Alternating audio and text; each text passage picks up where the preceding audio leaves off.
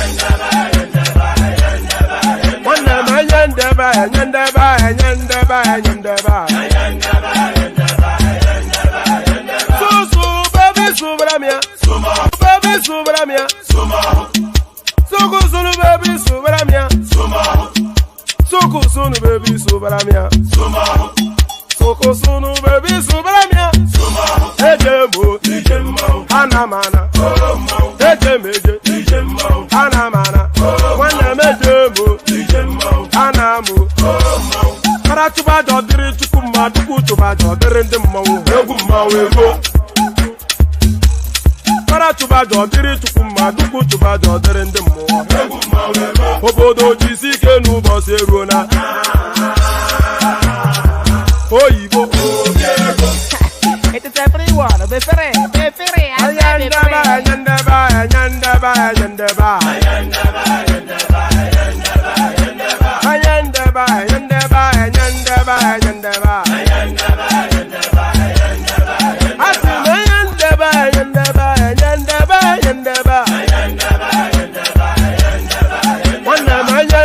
Ladies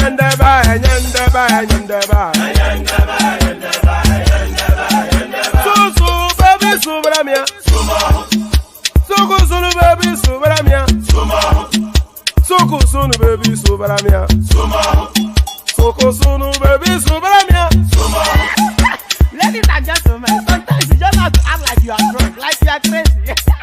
Confuse your enemies, confuse them.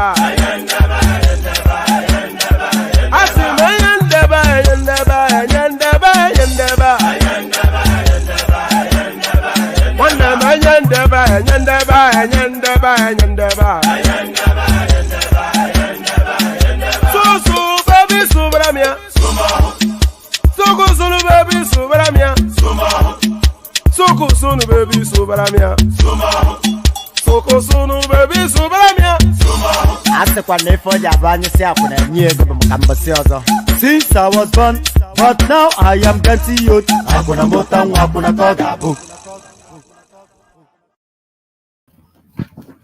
And there it is right there. So there it is right there. So firstly, apologies for the extremely late start to this session. So I have to apologize for that. Extremely late. Usually I don't start on time anyway, African time and all that. But I think this is probably the latest I've ever yet started. Often instances when I move it still this late, I often instances abandon it. But I decided not to abandon. But it's going to be a very condensed sort of a session. I don't anticipate that it's going to be more than 2 hours, maybe 3 hours, but still we meet and greet. So still we meet and greet. So yeah, it's going to be short. Firstly, because I'm starting extremely late, you know, and I have a cutoff time that I don't like to be online beyond. And then also Thomas is not available. So it's going to be short for those reasons. But nevertheless, a healthy welcome by Ayo. This is always what gladdens the heart. So a healthy welcome by Ayo. So now, and it's also going to be short because the news cycle is not giving up that much. So really, if the panelists do turn up, then they have to turn up bearing goods, bearing gifts. So if you are turn up with a talking point, because the news cycle just so sparse. All right, but this is certainly sufficient enough for us to wrap conversations around. Of course, this is what has been at the headline. This is what has been at the headline of all of the news items all the way through today. So 27 Rivers Assembly members loyal to Wike dump PDP for APC. So there it is right there. So so we kick it off with that. Actually, we might well just kick it off. We might well just kick it off with the sing-along of them actually departing PDP for APC. So okay, so all right, let's do that.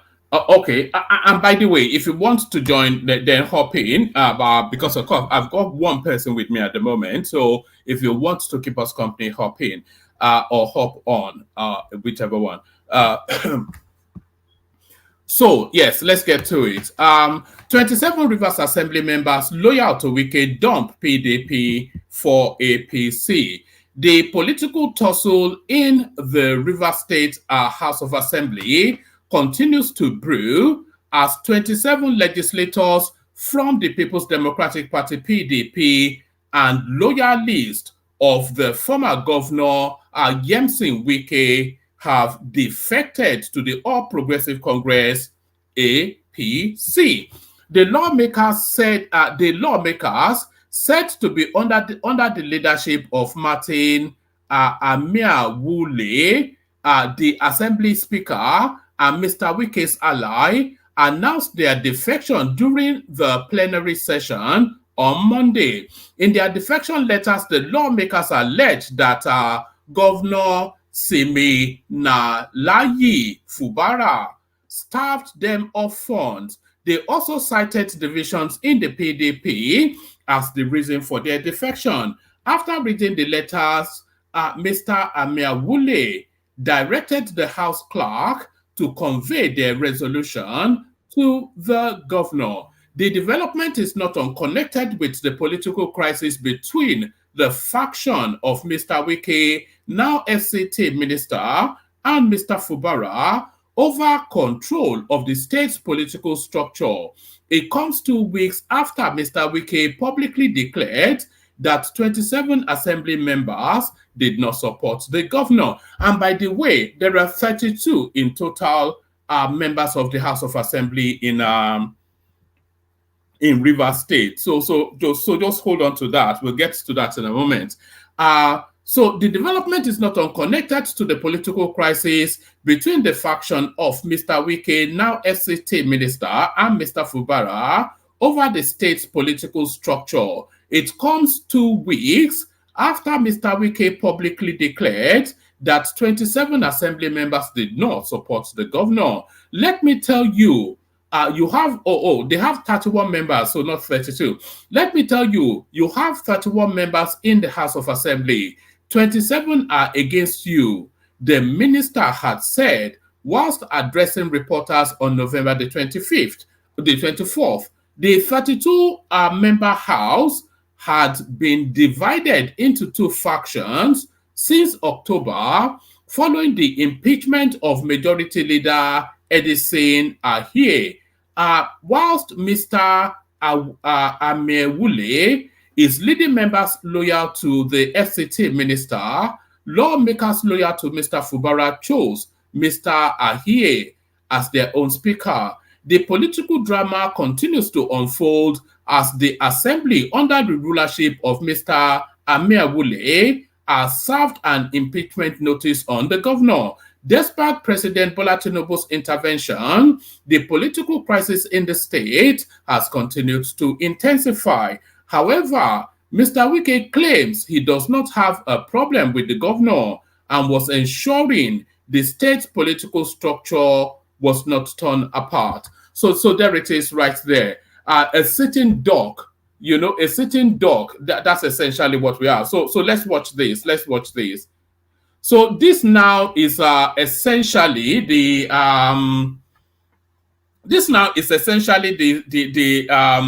assembly members of Rivers State are stating their intentions. So just listen and then it becomes clear. On your mandate, Bola. on your mandate, Bola. on your mandate, we shall stand. On your mandate, we shall stand. So there it is right there. So those are members of the River State Assembly, erstwhile PDP, now singing on your mandate we shall stand, and we all know exactly what that means. So bye-bye birdie. So bye-bye birdie to Fubara, but bye-bye birdie, but does it end there? So bye-bye birdie, but does it end there? So he's not going out without a fight, of course. PDP asks INEC to conduct fresh polls as 27 Rivers in 27 Rivers constituency. So PDP asks INEC to conduct fresh polls in 27 Rivers constituency. We all know why, of course. The People's Democratic Party, PDP, has demanded that the Independent National Electoral Commission, INEC, should immediately commence the process of conducting fresh elections into the 27 state constituencies in Rivers State. This, the party said, was sequel to the vacancy created when 27 former Rivers State lawmakers willfully abandoned their seats by defecting to the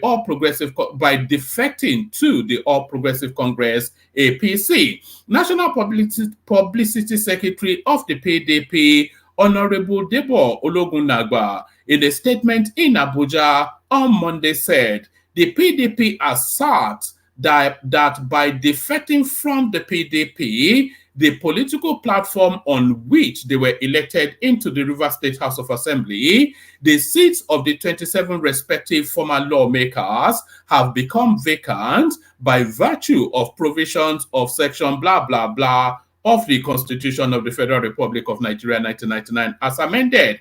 He further said, for the avoidance of doubt, section 1009 subsection 1 of the 1999 Constitution provides that a member of a House of Assembly shall vacate his seat in the House if G, being a person whose election to the House of Assembly was sponsored by a political party, he becomes a member of another political party before the expiration of the period for which the House was elected. Mr. Ologunagba equally said, by reason of the above constitution provision and its clear interpretation by the Supreme Court, the 27 defected members of the Rivers State House of Assembly have vacated and lost their seats, rights, privileges, and privileges, recognition, and obligations accruable to members of the Rivers State House of Assembly.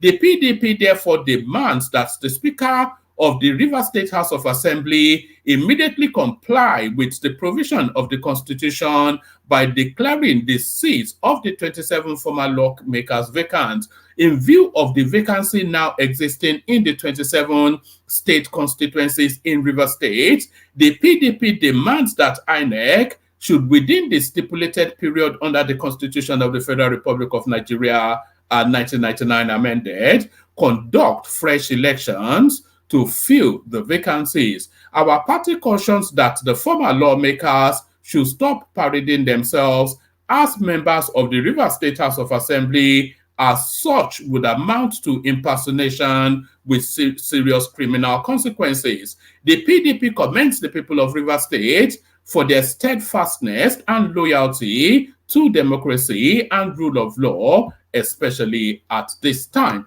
So there it is right there. And we will see how this plays out. But constitutionally, I think Atahiru Jega was even hammering on this particular point not quite a few days ago. You know, just a few days ago. Yes, quite a few days ago, actually. So Atahiru Jega was hammering on this point barely a few days ago. You cannot, by the machineries and structure and support of a political party, win an election and gain a seat, and then move from that political party to a rival political party.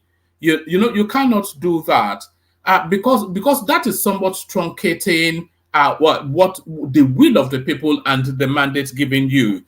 Because what is the argument that it wasn't what rather is the argument that it was not because of that party that you were voted for? So because it's a combination of everything, isn't it? You are XYZ representing this particular party, adherents to that party, vote that party line anyway, and by virtue of their loyalty to that party, you get an elected position. So that's somewhat how it works. So you cannot then take their mandate, which they've given to a particular party, and transmute it to another space. So there's a constitutional matter to be addressed there. So we make this the last readout. Hopefully, I think I've actually seen one or two people, so we may actually have a session. Let's go on to this. Ohaneze berates Bode George for saying Igbo should focus on developing own states. So Bode George, erstwhile their bestie, now of course the realities of politics.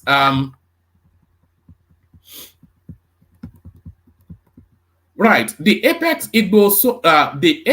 Igbo Social Cultural Organization, Ohaneze Indigo, has berated Chief Bode George over his attack on Igbo people whose houses and properties are being demolished by the Lagos state government. I thought this guy was anti-Tinubu and APC. So quite why he will leap to the defense. The farmer needs a wife. He needs a job. The dollars is they are running thin.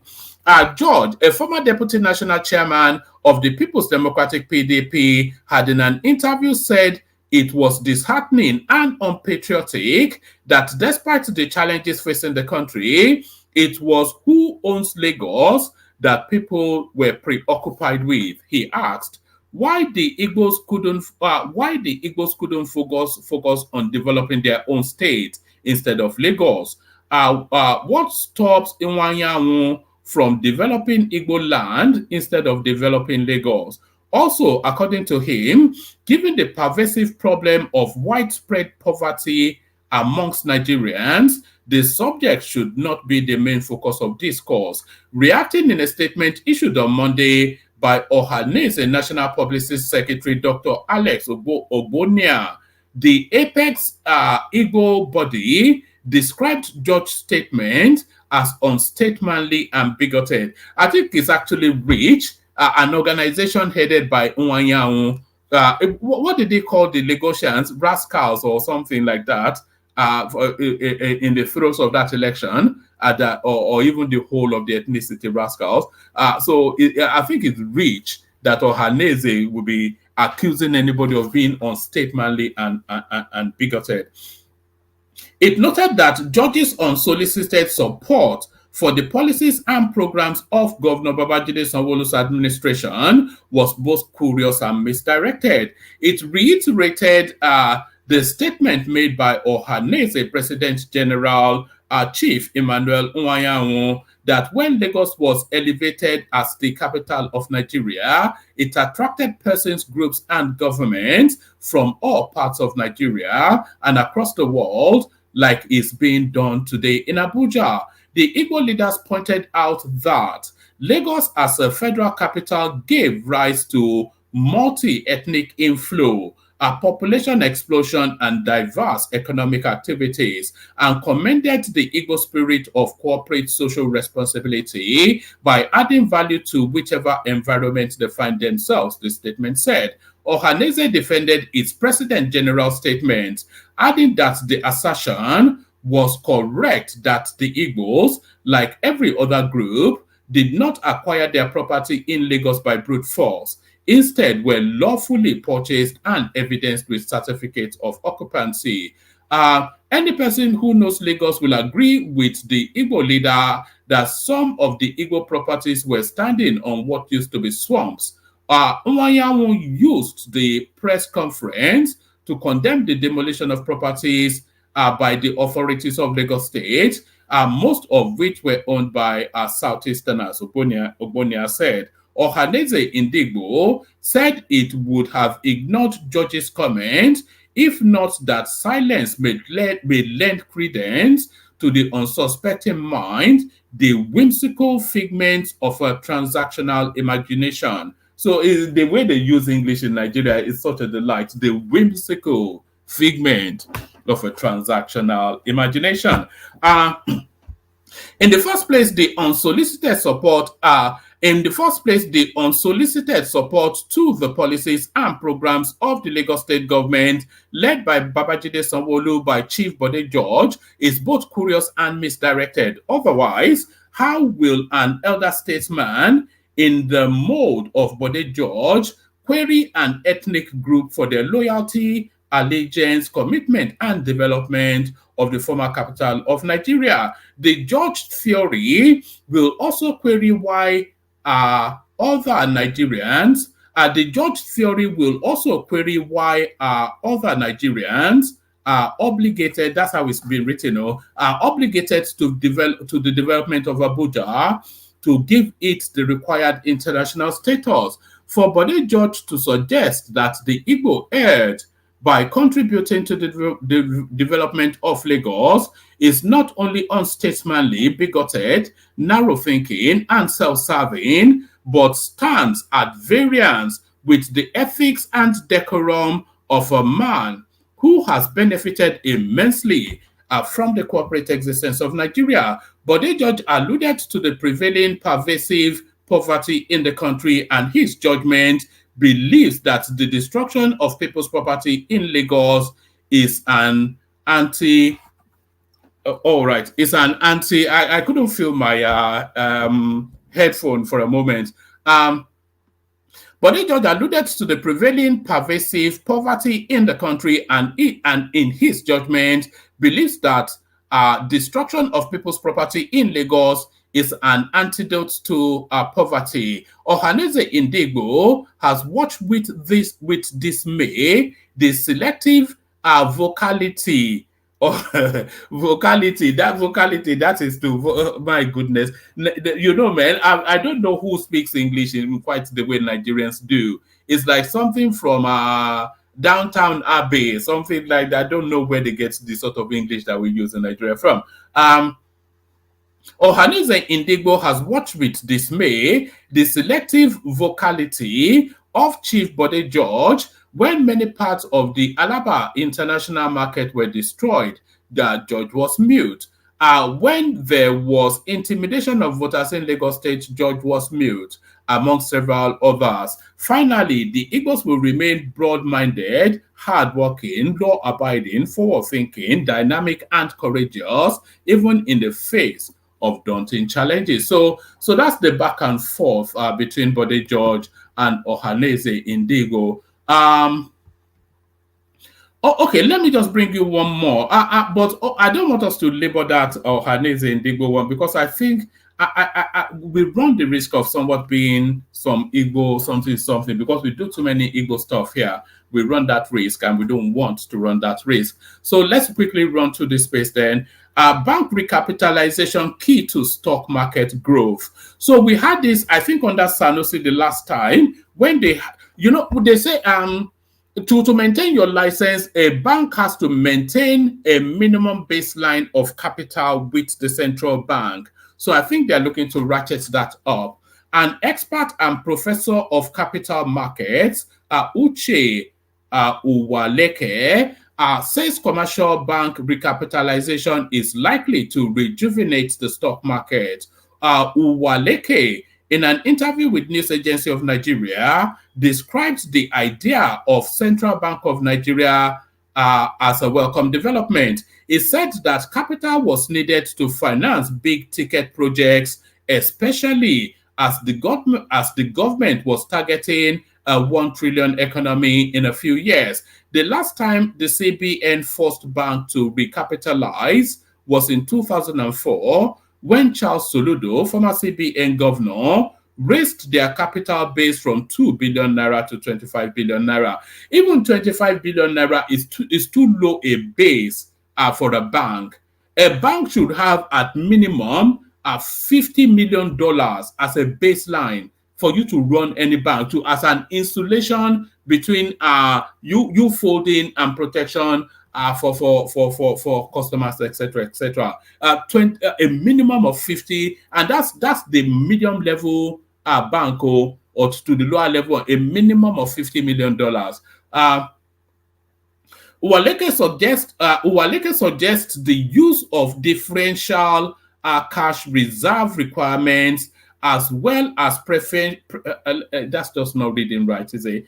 Let's just do it again, and then we speed through it. An expert and professor of capital markets, Uche Uwaleke, says commercial banks recapitalization is likely to rejuvenate the stock market. Uwaleke, in an interview with News Agency of Nigeria, described the idea of the central bank as a welcome development. He said that capital was needed to finance big ticket projects, especially as the government was targeting a $1 trillion economy in a few years. The last time the CBN forced bank to recapitalize was in 2004, when Charles Soludo, former CBN governor, raised their capital base from 2 billion naira to 25 billion naira. Uwaleke suggests the use of differential cash reserve requirements, as well as preferential participation in the forex market for well-capitalized banks, as some of the incentives. So yes, I'm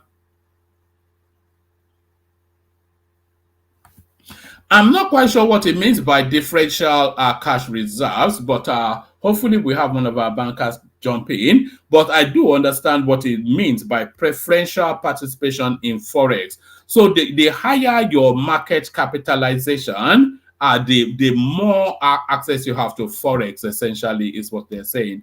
Also, it should be more about incentive than coercion.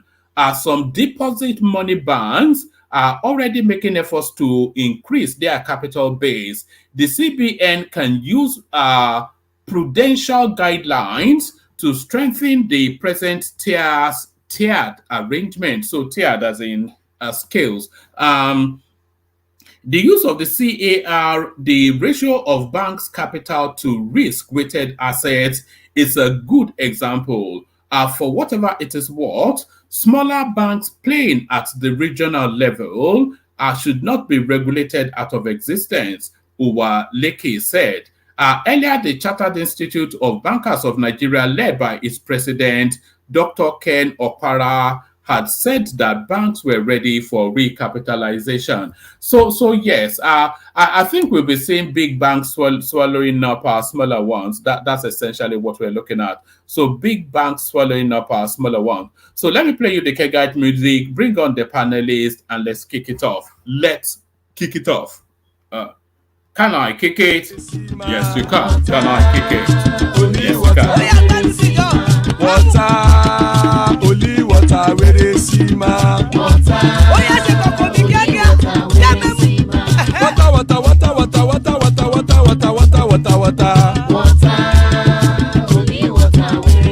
ma. Hapa o naido.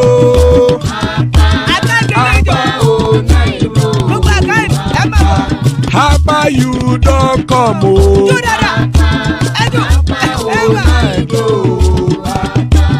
Hapa o naido.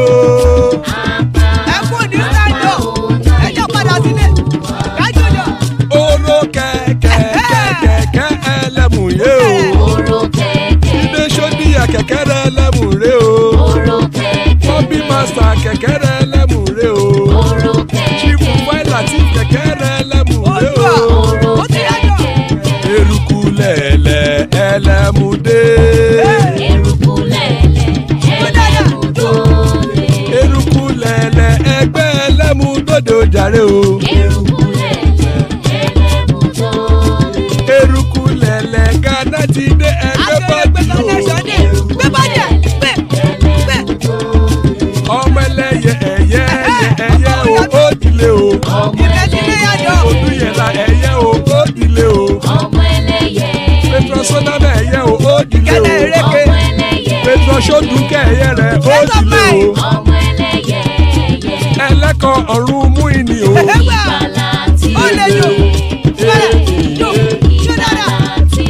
Àkùkọ ọ̀run mẹ́kọ̀.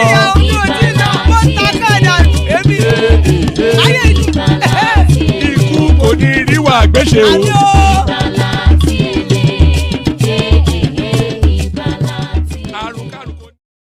And there it is right there. Ikuko ni riwa gbeshe, may death have nothing to do with us. So amen to that on behalf of myself and you, my friends. So amen to that on behalf of myself and you, my friends. So joining us, the Ikemba of Maiduguri Central. It's been a while. Obina joins us. So good to see you, Obi. So that's Obina right there. It's been a while since we saw him, so he'll have to tell us what he's been up to. Darati in the house. Darati in the house. Adewale here to keep things 100. Father of the bride, Ajande Koko, ever present. Emeka to explain the complexities of the conversation in language that you and I can digest. And he promised us he stopped smoking ego, so we let him in. Solly in the house again. So yes. I was going to kick it off with Solly, but let me kick it off with Obina only because I did not promise anybody anything. No. You promised us you stop smoking ego now. I don't know, not the promise. I did not make any of those promises. Don't worry. I've clipped it and I will be replaying it soon. But let me kick it off with Obina, who has not been with us for a while. Obina, how far? I do. Thank you very much. Sorry, man. So many things happening. Our fight don't finish. Eh? Before I never finish, oh. Why never finish? Eh? It's half time. It's still on. It's halftime, exactly. How is everything going now? We're good. Okay. How are you? I'm good. Yeah, so this is interesting time. So with especially with this thing going on in River State. Yes, that guy is gone. Fubara. What's your anticipation? If you take Wike on, you lose. That's just a fact of Nigerian politics. Yes, because Wike fights dirty. So Wike, the problem we're fighting with Wike is the fact that even if he doesn't win, it will damage you per se. But the thing is, Wike himself knows the powers of all these governors. The governor has powers. Yes, I know that he sponsored him and everything, but power has changed hands. He might be minister, but he's not the governor. Even ministers want to be governors. Ministers, they struggle to be governor. They try to get the ticket because they know the power of the governor. And his colleagues are supporting him. And the fact too is if he's smart, that those 27 members have lost their seats automatically. So do you think they should have stayed in the PDP and impeached him and then Yes, they shot themselves in the foot. They moved too quickly. They shot themselves in the foot. Because you can't say that the secretary, because I think that's the excuse they're using. Oh, that the secretary. I know the issue there is the national secretary of PDP wanted to run for governor of Imo State. So he was trying to retain that position and see if he can get it. If he doesn't get it, he will retain the position. So I think that's the issue they're having in PDP. But that does not amount to factionalization. The constitution only recognizes that if the party is factionalized, then that can be a ground for you to defect. But it's not. And for lawmakers, it's very clear that if you leave the party that brought you into office, you automatically lose your seat. There are even some rulings about this, even in this dispensation. So if the governor is smart, you get his speaker, they take over the house immediately. You get police to make sure that none of those 27 members reach the house. Then they will go to court, and then by the time court resolves the matter, maybe water have passed under the bridge. They shot themselves in the foot. They shouldn't have rushed to the camp. They would have stayed there, do the thing, then the camp. But I don't know who gave them that strategy and what benefit that was to serve them. But impeaching a governor, Have they written a formal notice to say that they are the campaign? No, they wrote.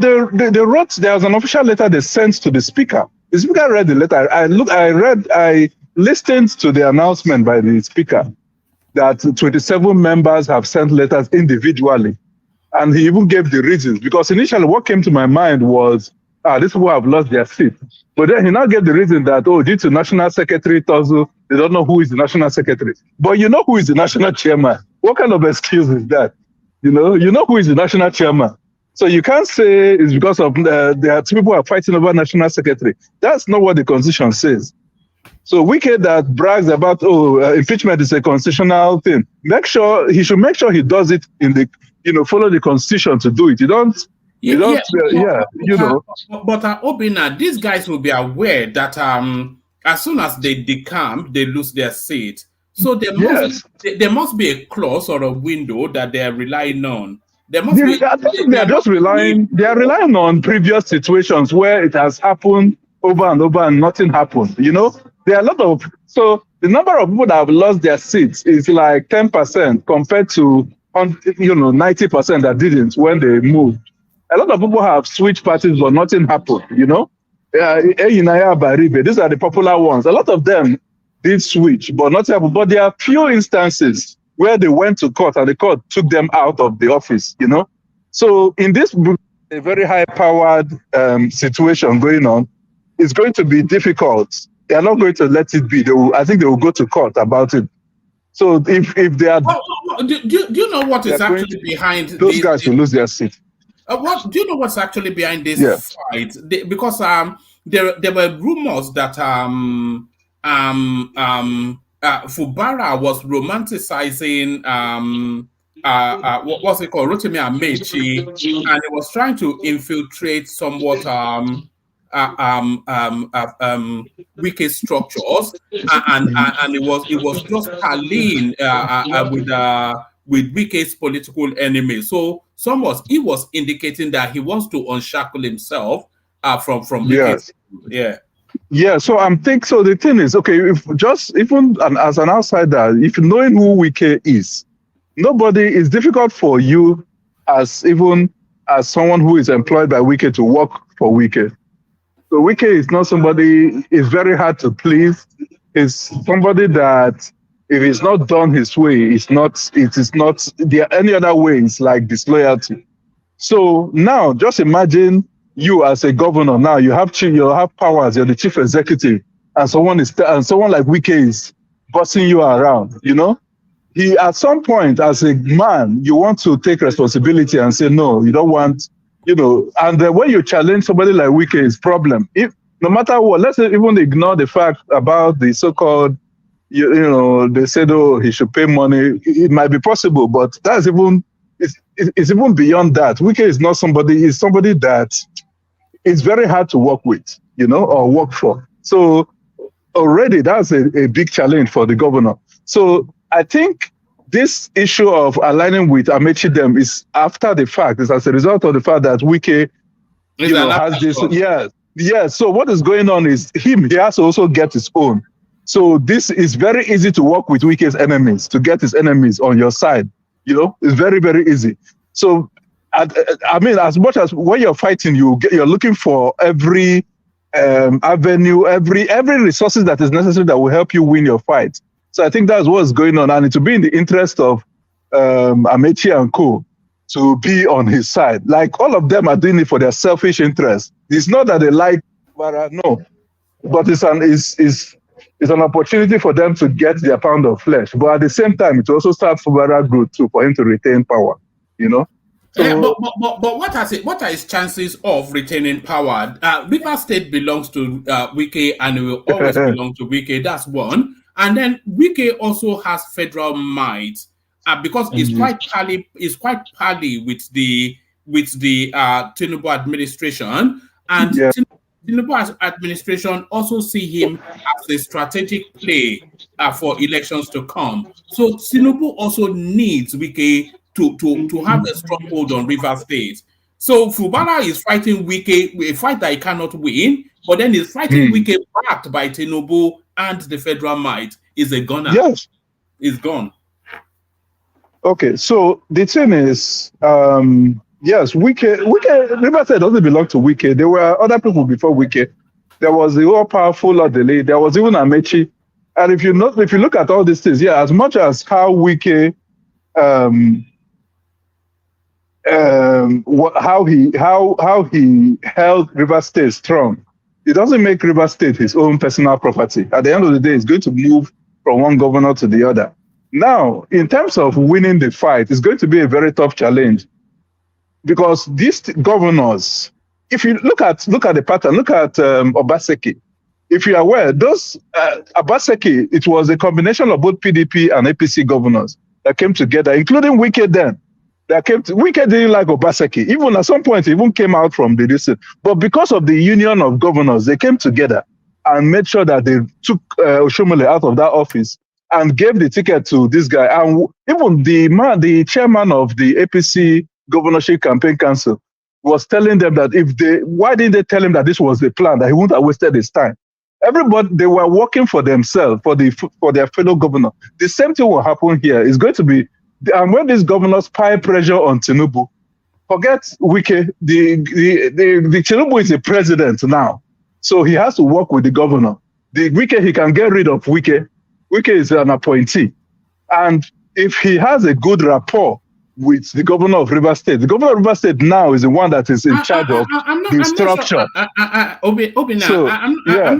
not sure that you can so casually dismiss Wike as an appointee. No, you can't. Apart from Tinubu, Wike is the most outside of Tinubu, Wike is probably the most politically astute politician in Nigeria. That guy, you need that guy for anything. but you can't see as much as Wike is trying to be like Tinubu, he can never be, because Tinubu did not insult people to get to where he is. Tinubu didn't denigrate people. I've not had, apart from the yapping, those yapping he does when he's talking, but not to insult traditional rulers, those are two different people. You can't, the people that like Tinubu, so the influence Tinubu has, especially, let's say in the Southwest, for instance, is there as a result of the likeness they have for him. The one that they have, the influence Wike has, let's say in Rivers State, not even in the South, it's not out of likeness, it's out of oppression. They are two different things. They don't like him because they like him, but it's just out of oppression. Oh, we can't do without this guy at this time. But he's no more in power. Tinubu can manage him. He can manage his personality and get the benefit of it. But if he has to choose between Wike and Fubara, I think he will go with Fubara, not because he likes Fubara, but because he will be pressured, especially with the governors, to go that way. Because those are the people you're working with. Those are the people, and it's going to be across party lines. They will. Which governor is going to Tinubu? Sorry, can somebody interject? Which governor is going to pressure Tinubu? Okay, no. So the thing is, it's not about if you look at the pattern that has happened, these governors fight for themselves. They are selfish beings for themselves. So when they push you, don't worry. As the thing comes closer, you will see what I'm talking about. This same thing played out with Obaseki. Huh? Is he a member of APC? It doesn't have to be. Was Obaseki a member of PDP? No. But all the governors came together and made sure that guy became retained his seat. Not all the. No. There's not. No, see, it's okay. Time will tell. Look. Well, the fact is, look, we have been listening to you. You've been saying, Wike. Those guys shot themselves in the foot. Can you? Is there a problem with that? What is your counter listen to that?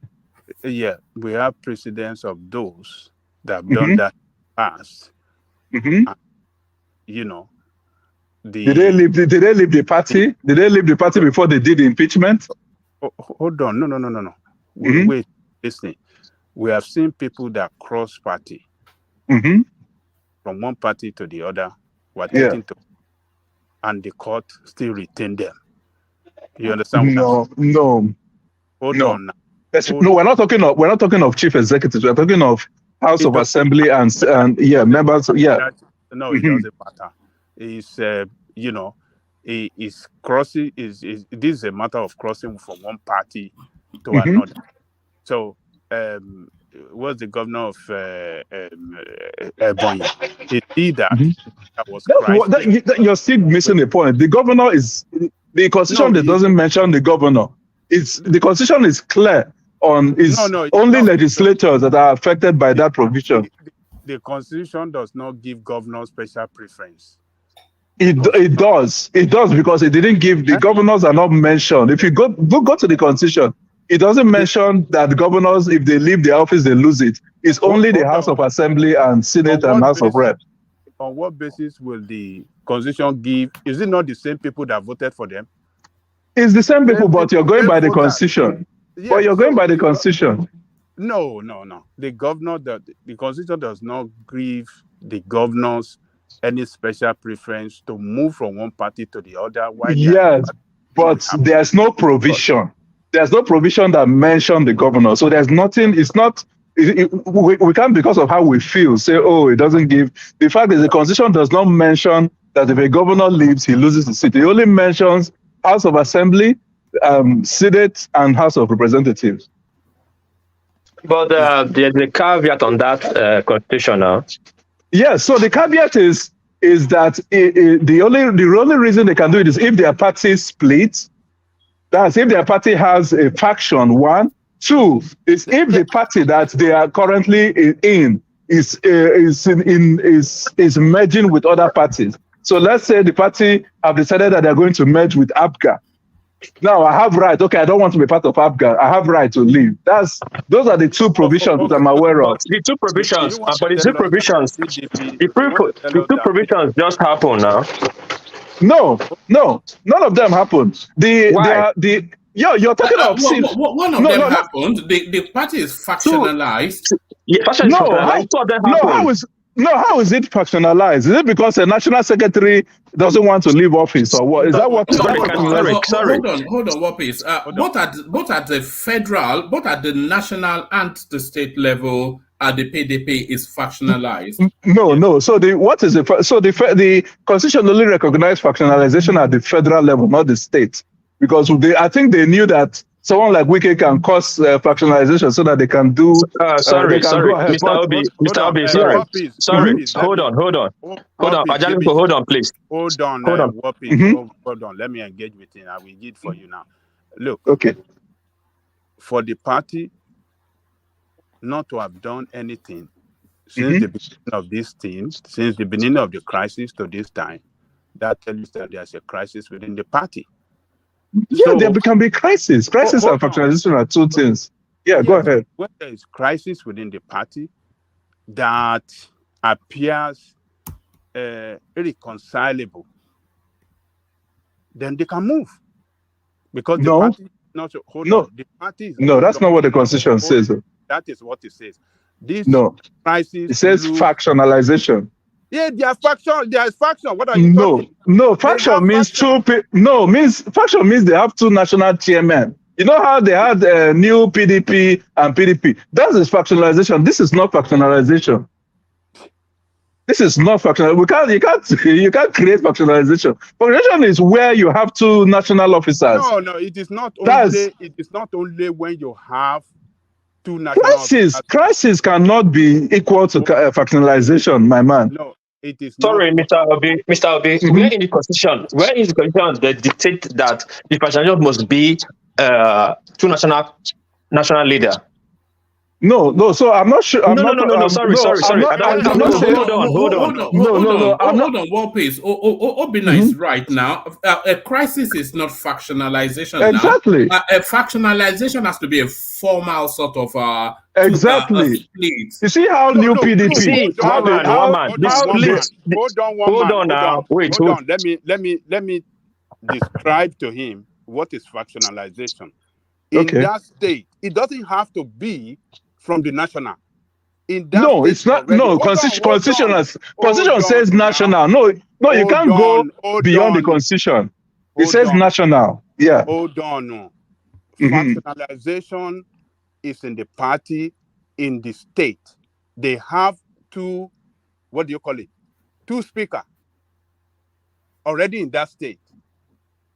So what are we talking about? You have the governor on one side of the aisle and the other side, and the party from the national is not making effort to resolve this problem. So the party is already factionalized already. No. So you say having 2 speakers is not. The speaker is the State House of Assembly. It's not the party. The factionalization of the party in the state. Hold on now. No. State. See, you're going the wrong way. The state faction. If you like, let us split it to 20 pieces in the state. It doesn't count. It has to be federal. It has to be national. We will see. Not only. Check. I will look for that provision and send to you. It has to be national. It can't be the state. No. It's not. That is not it. The faction. Yeah, we have to deal with facts. All right. We'll establish that as it goes on, because the PDP have already. They've already instituted or ignited that space. They've already signaled to INEC that look, these people. They've left the party, therefore their seats is exactly. Then where is the other faction? An election. Why is the other faction not talking? Hold on. If PDP have a faction, if PDP really have a faction, why is that faction quiet now? PDP, there is no faction. Forget it. They don't have a faction. They have an acting national chairman. That they have one structure. There is no faction in PDP. There is no reason for a faction. So normally, faction happens when they have power and they're trying to struggle for power. There's no money to run another faction. The only time that faction happened was when they were struggling for power during Jonathan's time. We had new PDP. That was an ample opportunity for everybody to leave, because that was a real faction. They had all their national officers. A replica of the main PDP was double. That's faction. It's very clear when it's faction. It's not this crisis that is going on. Every party have crisis going on. Some you might not even know that they have crisis. Even NMPP have crisis. All the parties have crisis. It's how they manage it is the issue. Right now, they don't have any faction. That's what I'm saying. All right, brilliant. Hold steady, Obina. We'll see how it plays out. I'll go on from you to Solly. I'll still look round to you because I want you to also tell us what you've been looking at in the news. But let me go around the floor and then come back to you. I'll go to Solly rather, and then King Emeka, and then we move it round. Solly, are you following goings on in River State? Well, yes, because it was funny to me. Ever since I saw Wike's live band, I've set my eyes on Rivers. That was the most interesting thing I ever saw in a while. So we miss that live band, don't we? Now they've lost. Did you see him dancing for sweets at Bajabi Amila's office just 2 days ago? No, I didn't see that one. You didn't see it? Yeah, I haven't been online as on Instagram and all these blogs like before. So sometimes I just come in and then go out, like today and yesterday. But days before, I didn't really use social media that much. What occupies your time these days? Money, Avi? Yeah, so I'm working. So, but I use YouTube a lot. So there's that one. And then again, the amount of negative news that usually comes out from all these Nigerian blogs is always too much. Sometimes I just need a mental break. Yes, it's quite tasking, isn't it? But what have you been looking at in the news then? Go on, the floor is yours. This topic is one of the only ones that I saw, this weekend topic, and I just chuckled when I saw it because I realized that Wike has been learning a lot of things from this APC camp. It's not in APC, it's still in PDP. However, those people that moved from PDP to APC were under the orders of Wike. And the only person that would have told Wike how to play that game would have been someone from APC. I usually laugh when they say, we could not vote out APC in Lagos State. We didn't let them do anything. I always compare a simple local government chairman in Lagos is way, way smarter than most of these governors in these other states. They are very disappointing. They don't even know how to play politics. They are just entitled. Look at this guy. Someone put him there. He didn't work to get to that position. That is why he's so mentally weak. That is why his strategy is so poor. All these things that he's doing right now, I can bet that somebody advised him to do it. However, the person that advised him to do it, if they were in that same position, they would never do it. Because this man just seems very confused.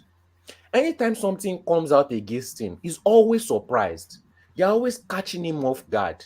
This lets me know that this guy doesn't know anything. He doesn't have any strategy. He's just somebody that they put there to be boy, but too much ego, too much pride actually made him start feeling like he is him.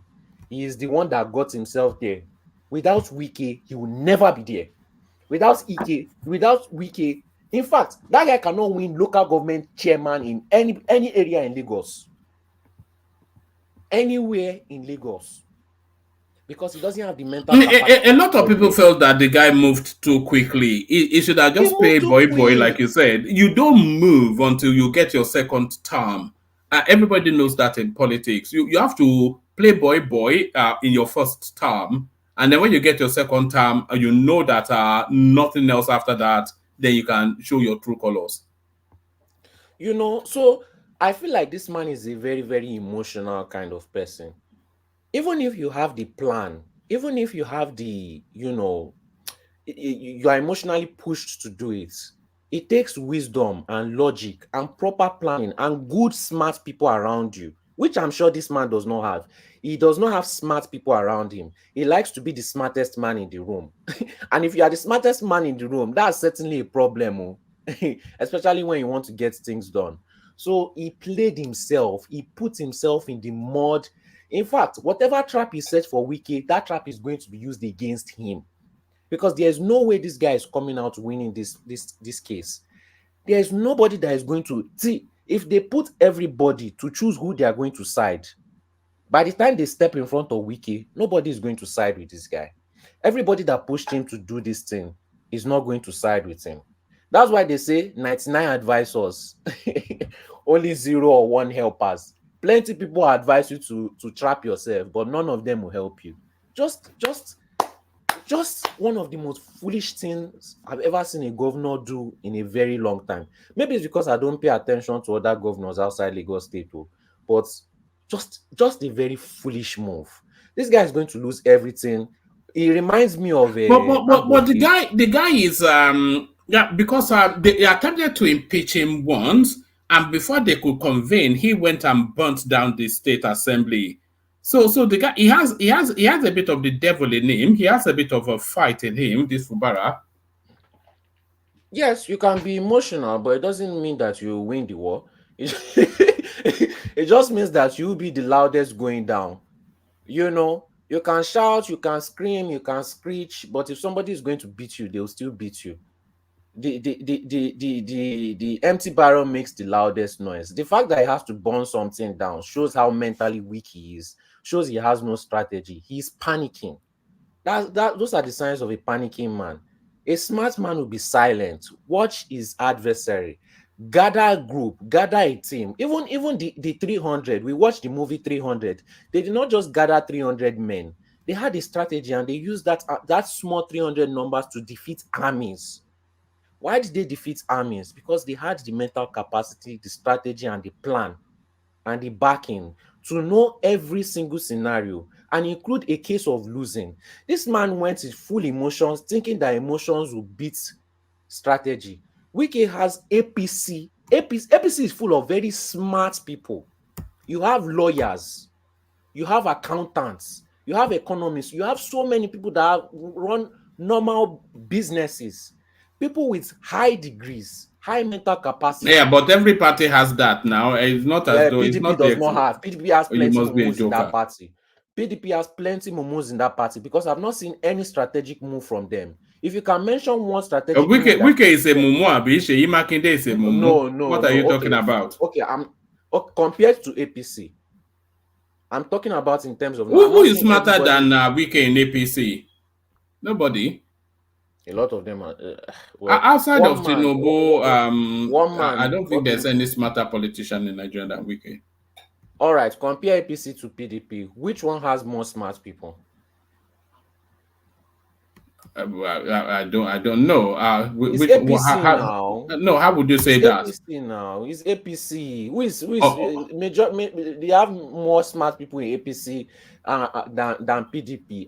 Apart from Wike, apart from the governor of Oyo State, who else? You want to call Atiku smart? Atiku is smart. He navigated himself. He's not that smart. He's not that smart. Right. He played himself during the election. They didn't have to do anything against him. Every single thing that went against him was his own fault. There wasn't any strategy being played there.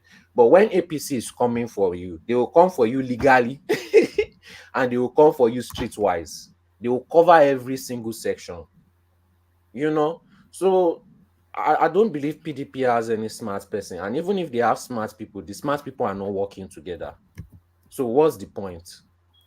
It's not surprising to me. This guy is going to go down the same way Ambode went down. And the next person is going to come and play boy, and it's just going to look foolish. because there's no way this guy is beating Wike. There's no way. I don't see any strategy working out for himself, working out for him anymore. He has left himself stranded in the desert. You know, most of these people cannot win ordinary simple local government chairmanship in Lagos. But here you are giving governorship. Too much arrogance. Instead of him to take advantage of the opportunity, he went less than 1 year. Less than 1 year. Is that the sign of a smart man? That's the sign of an eager man, an emotional man. So it's not surprising. I expect more losses for him. I don't expect him to win in any way possible. And also, that River State is very important for the next election. So, you know, what would make him even think that he has a chance? What you just said there. Wike knows that his political capital. The fact that he's a FCT minister, the fact that he's the darling of the APC, all of these things, all of his political capital rest on the fact that he has control of River State. If he loses control of River State, he loses everything. So it's a game of high stakes that Fubara is playing with him anyway. A game of high stakes. And he will never lose that Rivers. He's going to use everything against. This guy controlled the state for 8 years. Do you think he doesn't know every nook and cranny of that state? All the right people to meet, every single corner. Yeah, but it doesn't. You know, these states are controlled with money, and River State is probably the richest state in outside of Lagos State in the country, and Fubara controls the purses now. He controls the purse strings of. Well, there's money and then there's power. APC is currently in control of Nigeria, so there's money and there's power. Power always beats money. All right, Bilal, hold steady. I still want to run you through other topics, but let me move this topic around, move it in the direction of King Emeka, who I know has quite a few things to say about this. But Emeka, let me bring you in with the words of Ayo Fayose, who a prophet saw this coming. Your Excellency, my counsel is to you. God will help you. Don't see more than what you are supposed to see. The moment you want to see more than you are supposed to see, you begin to see spirit. Oh. I know Wike.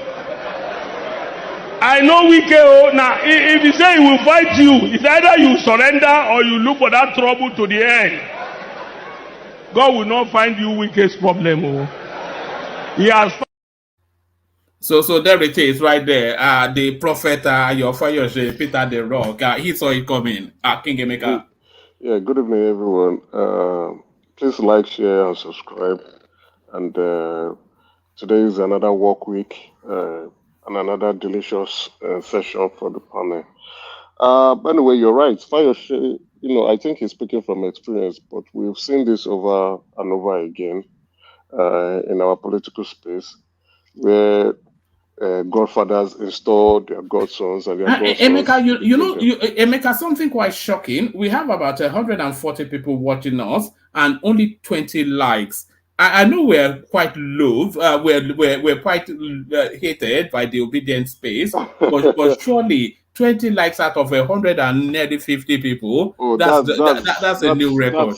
That's not cool. It's not cool. Please call your enemies and let them like. Use if you love Peter Obi, click on like button. If you love Peter Obi, click on the like button. Maybe if that you does know it. Peter Obi Unbelievable. is the social media president of Nigeria, please click the like button at this point in time. Get upset and like the button.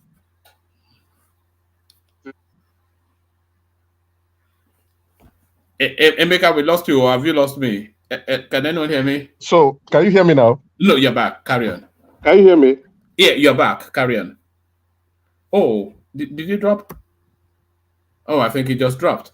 He'll be back momentarily. Should we go on? We give you 10 seconds, which is 10, 9, 8, 7, 6, 5. He's back. Yeah. So yeah. As you were, Emeka. So people were upset with me that I was telling them to hit the like button, so they played with my network. I'm Yes. back. Yeah. It's an unfortunate circumstances that we get to see in our political space. You know, some people do not want to respect negotiation, right? I'm really surprised that the current governor of River State will be playing this kind of games. You know, him not understanding how he came, the political structures that were in play that brought him to become governor. But I tend to want to agree with Obina, right? Um, with what we can see, it seems that Wike fully seems to be losing a bit of grounds, right? It seems like the governor is gaining some political power and is willing to fight Wike too. So, and that is why, you know, even when Wike was saying that, oh, I'm still a PDP man, I'm leaving PDP for nobody, he has said it openly, publicly, in every media space, and even in his house, privately and publicly. You can still see where he's angling for, telling those who still support him to move. So it shows that something is, you know, the political structure, Wike is losing it a bit. But let's see how it goes. The fight is going to be dirty. The fight is going to be fierce. The fight is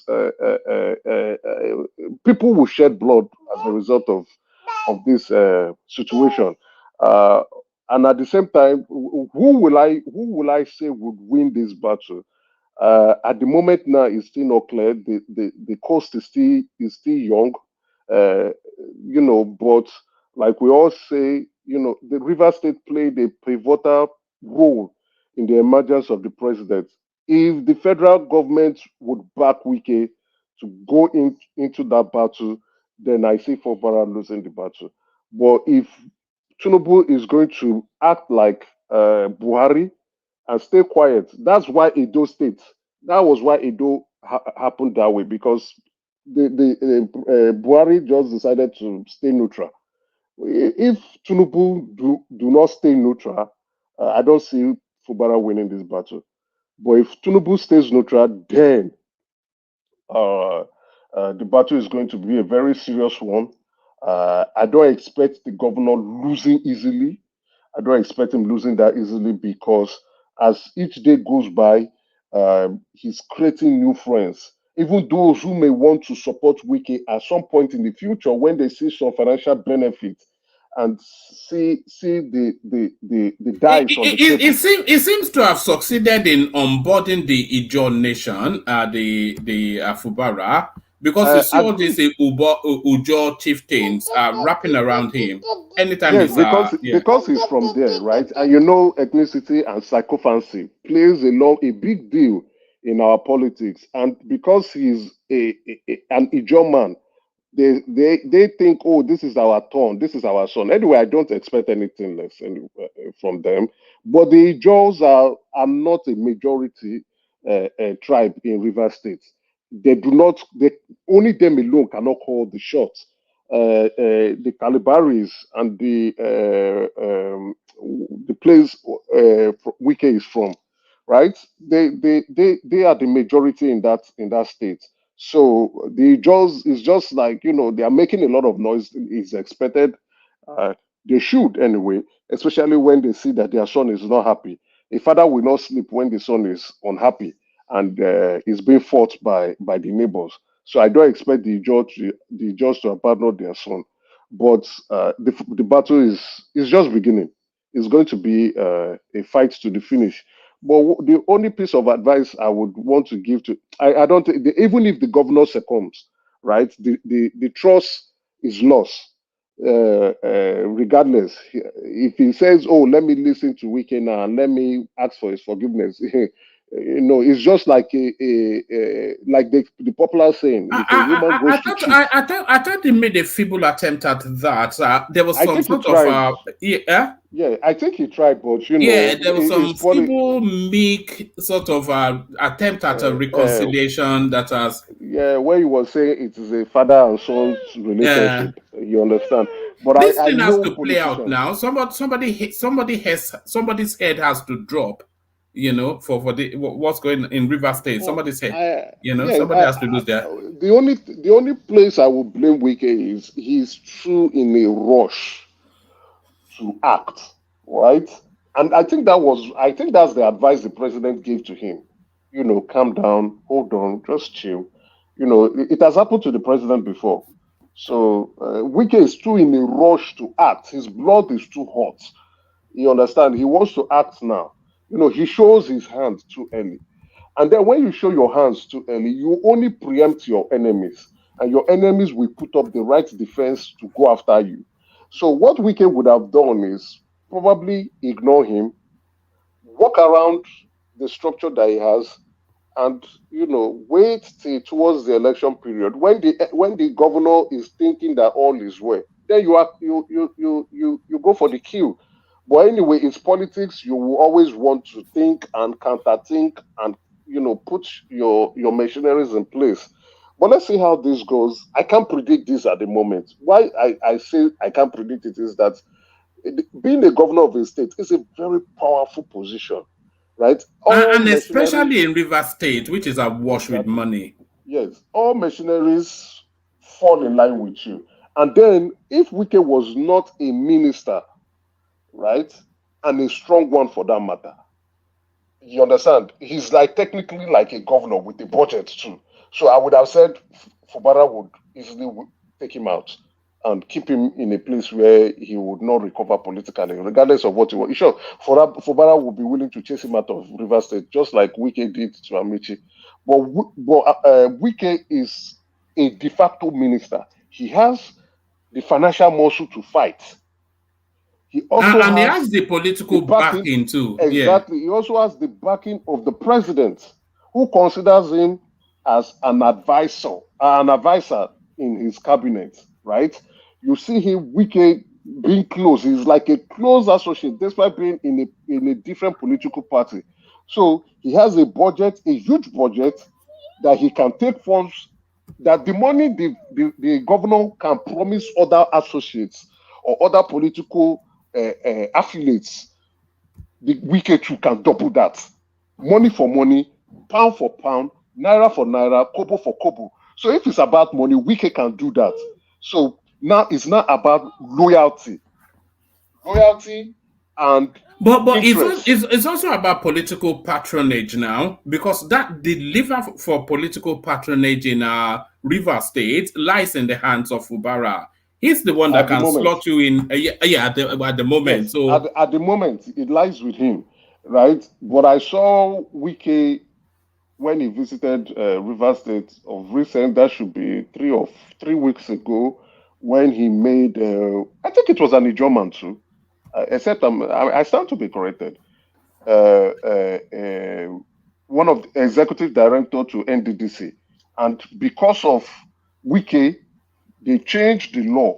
It used to be a chairman and an MD and 2 executive director. But because of Wike, they changed it and made it 3 executive director and the MD.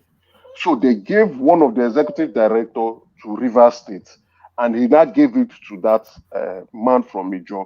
So it still shows that Wike holds and waves enough power. And then on the federal minds coming, Wike is still very powerful. Financially, he is. Politically, he is. Federal might, he is. So let's see how this goes. And the fight for River State would define Wike politically and likewise in the future. If Wike lose River State, his relevance begins to go down. But if he fights and wins River State, he will shut everybody down and nobody will take him for a ride again. You may not like his personality, you may not like his disposition, you may not like his mannerism, you may not like him for him just answering Wike, but you must respect him, because what he has done, he has fought the governor, he has taken the governor taken the fight to the governor, and he has defeated the governor. So for now, I can't really predict now. But with time, we'll begin to see how he fleshes out. But will there be a fight in River State? Of course. Will it be dirty? Yes. Will there be Are we bloodshed? looking forward to Definitely. it? Yes. Are we We are looking looking forward forward to it? to it. Yes. So please, guys, click the like button so that we can keep talking about these issues and bring in our own perspective and our predictions and how we foresee the situation coming up and uncovering itself as time rolls by. Thank you. All right, brilliant. All right, brilliant. Thank you, Emeka. So hold steady. Let me go quickly to Dewale, who is about to leave us for other commitments. I wonder what will be more exciting than spending time with his friend, one man. But Dewale, you're up next. So Dewale, you're up next. But if Wike loses this fight, Dewale, could it cost him his FCT seat? Because, of course, it is his hold on River State and the payoff for what he contributed to Tinubu imagine as president is what's made him the FCT minister. But if he loses that hold on River State, could they then think, because that FCT position is too important for it not to be occupied by somebody that can pay out in the future? What are you making of what's playing out in River State, Dewale? Thank you, Woman, and every other panelist on the show tonight, and on our listeners. I don't see Wike losing the battle. The reason why I say this is because it's in a good book of the presidency. So that alone ensure guarantee that whatever might or power that he has with the president, he's going to utilize it, to gain the upper hand in River State. I mean, 24 lawmakers, 24. That is a significant number. So for him to have that behind him, what does Fubara has? Public sympathy of whatever remains the PDP in a River State. Though he may claim that he has, the key to the. He has executive might now. He has executive might. Yeah. The one thing is that you pray even as a chief executive of a state not to be in the bad book of the president, because the federal power, it's not just the president now. The other associate of the president also will be fighting you. So it's about the enemy of my enemy or the friend of my friend. So you don't want to be in the black book of some folks.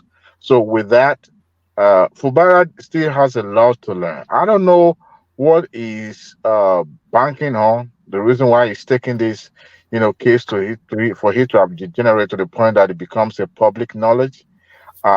He knows who he was dealing with before. So I with all that has been said before, I expect him to have smoother that. I mean, look at the governor of Ekiti State, for crying out loud. This man disagreed with virtually even the principal, that the one that put him there.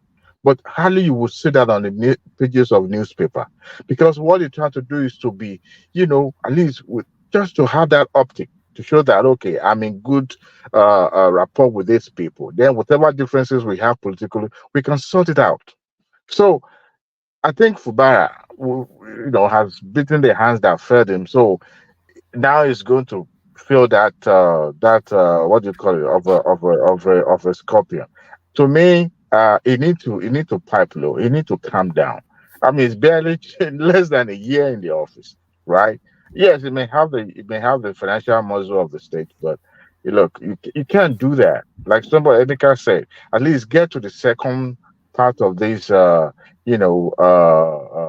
journey before you start demanding, or you start, inserting yourself as an authority in River State. Besides, you are a minority in the state. Somebody said it just have.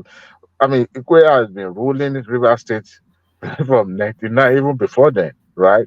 So to me, he need to pipe low. He need to watch it, and also you are fighting a beach in the public. I don't know. And guess what? Whatever will be the outcome of this is what the public is going to judge me with. They'll start looking at him as a loser if he loses this fight. So, by and large, I think it's a shameful thing, but he still has a lot to learn. Your friend, yes, or Wike and Tinubu kind of similar. They have this similarity in terms of their own way of putting politics.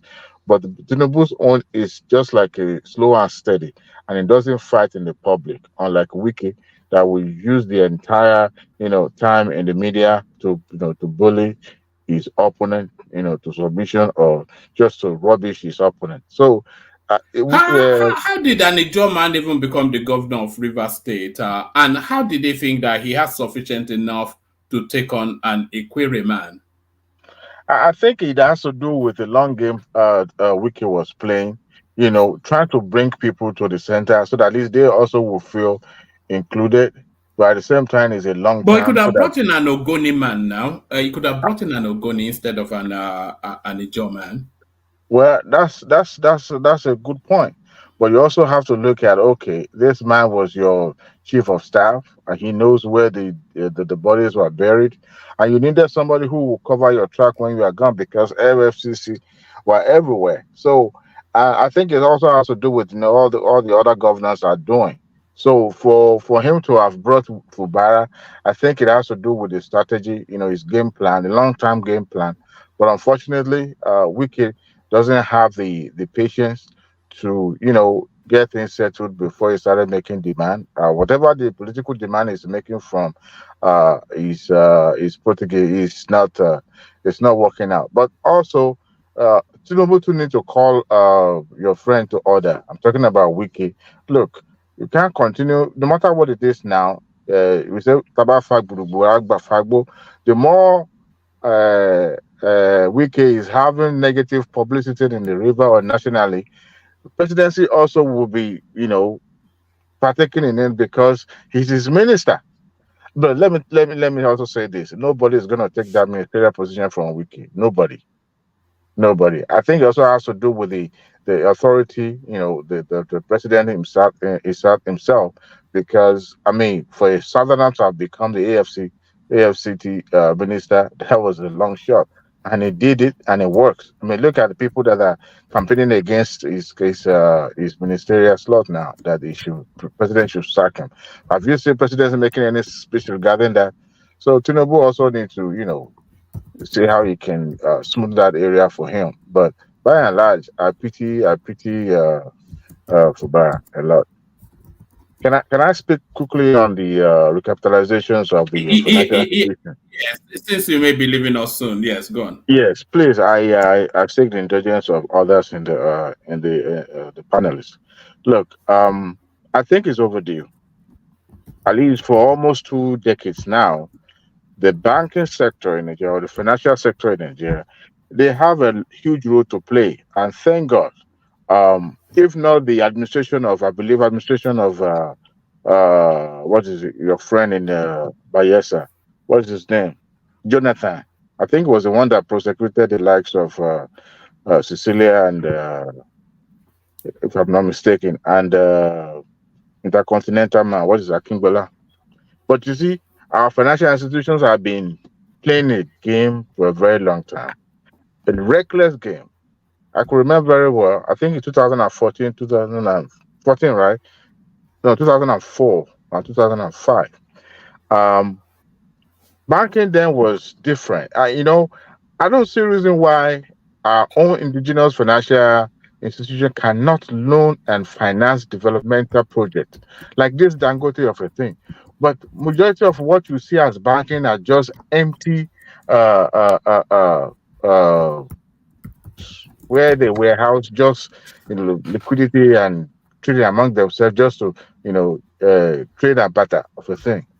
To me, if you mentioned 50 billion earlier, that was as of today's economy, that shouldn't not even be mentioned. We should be talking about 100 million naira of capitalization of the bank, because I mean, you and I do not have access to seek for soft loan from the bank. They usually lend to their own people as well, right? So we're talking about depositors' money not going down the drain, not flushing down. And thank God that the kind of administrations we now have, taking a serious look at it. But you see, what played out in 2004 shouldn't play out this time around, because some banks have privileges ahead of other banks. I'll give you an example. The likes of GTB and the Zenith Bank, after the time they went public, the initial placement, they already mopped money out of the circulation way before every other mushrooms bank started, going public. They were dilly-dally because they didn't have the correct information. But they had, those banks that I mentioned had, in-house information. And by the time they did their initial placement, they were returning money back to the customers. So what I want the federal government to do this time around. There's no party about this anymore. Make it open field. If they are going to match, let them match. Because as soon as citizen, they should be part of the economic building. I mean, part of the vision of Tinubu this time around. So the central bank should put that in place and let it be open and equal playing field for every one of them, so that at least the depositor can go to bed with their eyes closed that tomorrow their money is not going to be going down the drain and all that. To me, it's a huge role, right? But would the government do that? I don't know. Would they have the political power to, make that happen? I'm not sure of that, because what we have now is that we have private individuals already, sponsoring or becoming the godfather in politics, without them even be physically playing politics. So I believe you know who I'm talking about, right? The Of chief course. executive. So already, they themselves are the godfather. So would that happen? I don't know, but I think it is high time. It is long overdue that a financial institution must not just recapitalize, but also have uh, a central government. I mean, central bank have a more guideline to set. Let me yesterday or day before yesterday, I saw it on a Twitter that federal government banned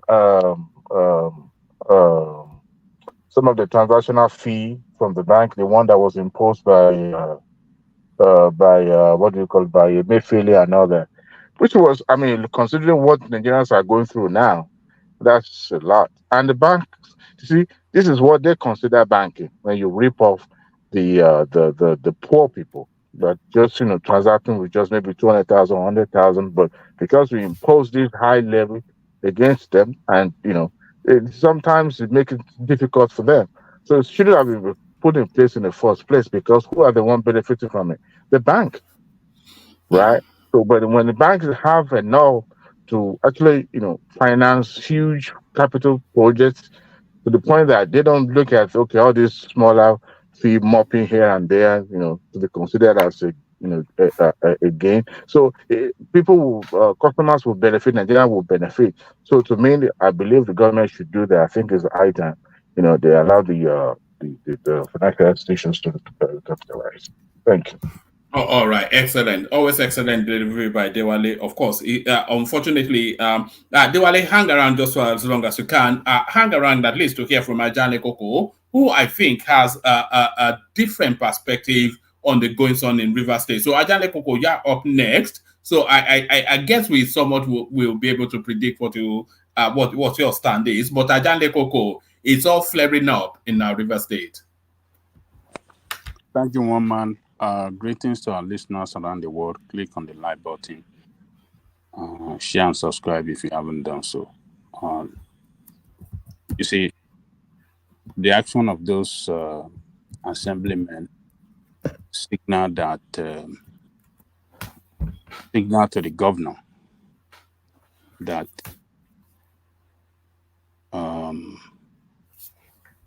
there's no reconciliation. It's going to be fight to finish. And they are taking this step with instruction from above, from Wike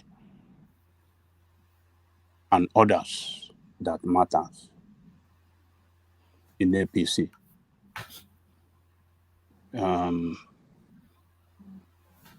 In order to get rid of that governor. They will get him down. Now it's like a person in the wilderness with a person that is lost in the wilderness. He doesn't know where to go and is stranded.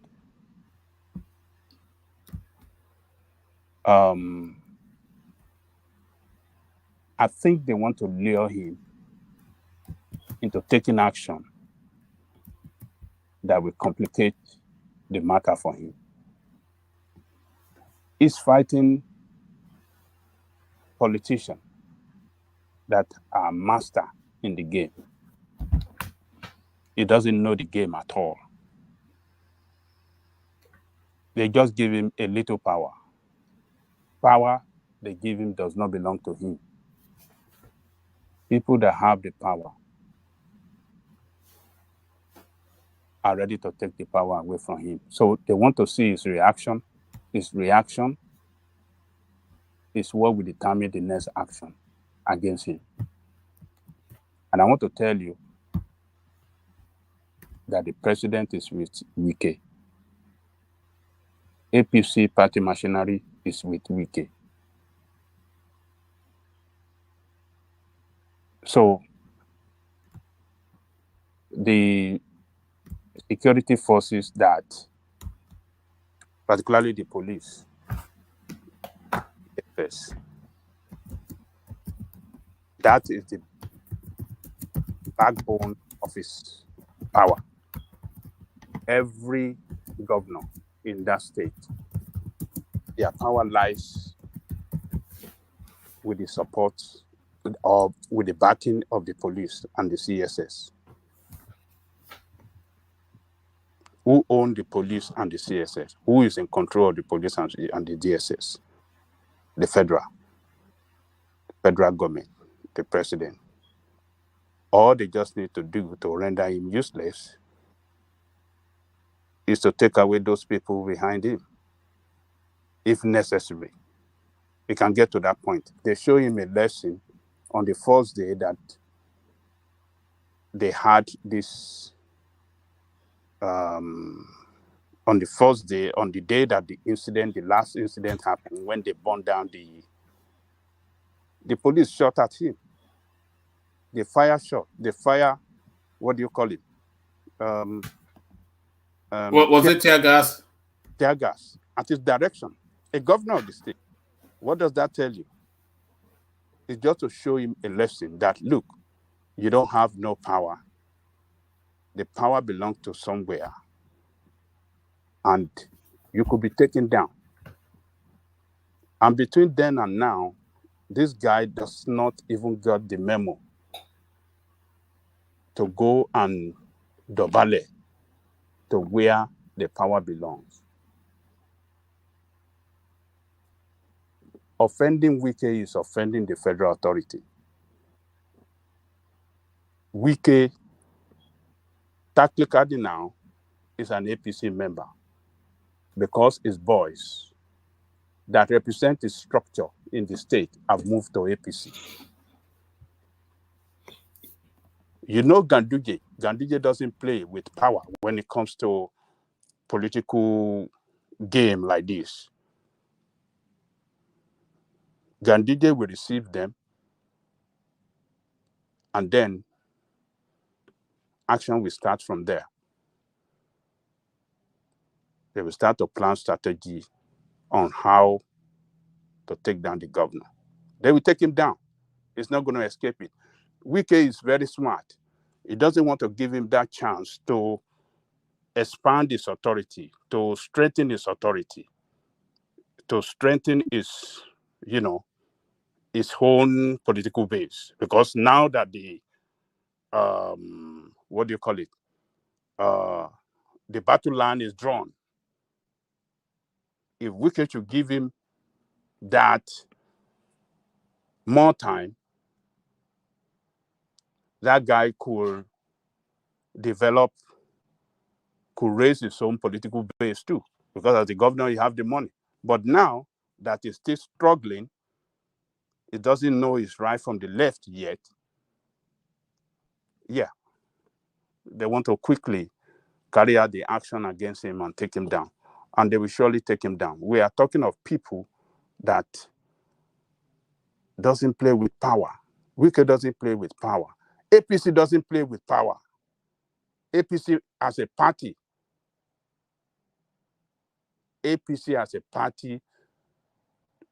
you see, they don't play with power. We have seen all the action they have taken in the recent time, in the recent election. power to win the election, and they can use the same power to take down this guy, because this guy is an enemy to them. It's an enemy of their political future in that state. They want to win that state in the next election for governorship and presidential, and this guy is not their governor. So on what basis would they let them remain there now? River State is too strategically important to be just to be. If you are looking at River State, Kano State, Lagos State, and Katsina, those are states that you don't really want to joke with if you claim to be a serious politician in Nigeria. That is it, one man. You just describe it right. They won't let him have it. So, and what I'm saying is that those guys that left today, they have left in preparation for God to come, and it's going to be grand welcome for Wike when he's going to finally declare for the party. It's going to be a national, what do you call it? All the parties leader, even including the president, will be there when they want to officially receive him as. But you know they are presidents, right? What do you say? So they have been presidents about federal authority. If you remember, when Amechi was there, see all the federal forces they used. They still couldn't take him out. Remember, he was fighting Jonathan. Even Wike, with all his so-called forces, with Jonathan and federal might, they still couldn't take Amechi out. The same thing Amechi tried to do to Wike with federal might. Buhari also was on Amechi's side. They still couldn't take Wike out. So the governor is a very powerful office, especially in Rivers State. I don't see them taking this man out, no matter how they try. Well, we are talking. You are making reference to Wike that they couldn't take. You are talking of somebody who's a politician. This guy is not a politician. But so Amechi, Wike wasn't a politician when he tried with Jonathan's forces to take Amechi out. Who told you that Wike is not a politician? Wike that No, I'm asking you now, because Amechi wasn't a politician, or Wike this Wike we're talking about that is a grand politician. Why didn't he succeed in removing Amechi from the office with all the forces they had? I don't understand. Was Amechi not? They tried to remove him, but it didn't work. They tried to the extent that they even locked Amechi in government house. You forgot him. they didn't. Police didn't allow him to leave government house, but they still couldn't remove him from the office. Well, So Dariuko, if you allow me to answer this guy that is talking, answer me, because it shows that you don't understand politics. It shows that you don't understand politics.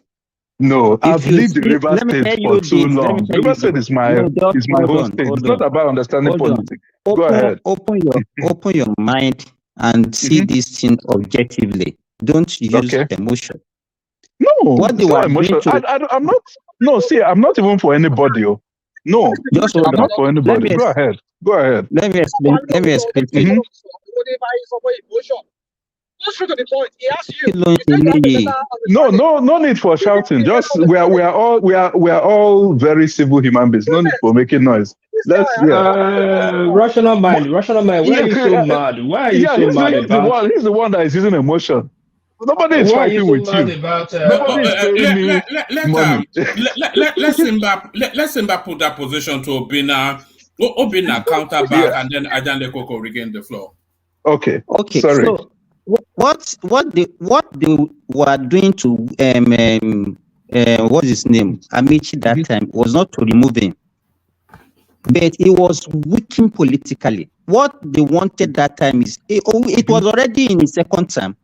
And if you see, you understand. So what they wanted to do that time is to weak him, and they weak him and took the Rivers State away from him, and they succeeded. No, so they wanted to, no, not just Wike, they wanted to remove him.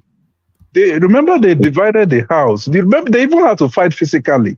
This guy, Deputy Governor Telekuru, had to go into the house himself. They wanted to remove him. They wanted to remove him. They wanted to take him out. There was no need. There's not just weakening him. Amechi had to leave PDP. So why did they let PDP? No. Okay, go ahead. You forgot that Amishi was even having problem with Jonathan. This is what we're talking about. He was having problem. That is and He see this left, point you just made. because the party apparatus was taken away from him. Yes, but see the point. That's the point I'm making. Jonathan, Amechi had big problem with Jonathan. So Jonathan had all the reason to take him out, but he still couldn't take him out. Fubara doesn't have problem with Tinubu. Is Wike he has problem with. Those are two different things. The passion to take him out is not going to be the passion. Listen. Let me learn. The passion for Tinubu to take him out is going to be different with Jonathan and Amechi. That's the point I'm trying to make you understand. Okay, don't let me waste your time. Just continue. Yeah, continue. No, but sorry for blocking you. I just wanted to give you that.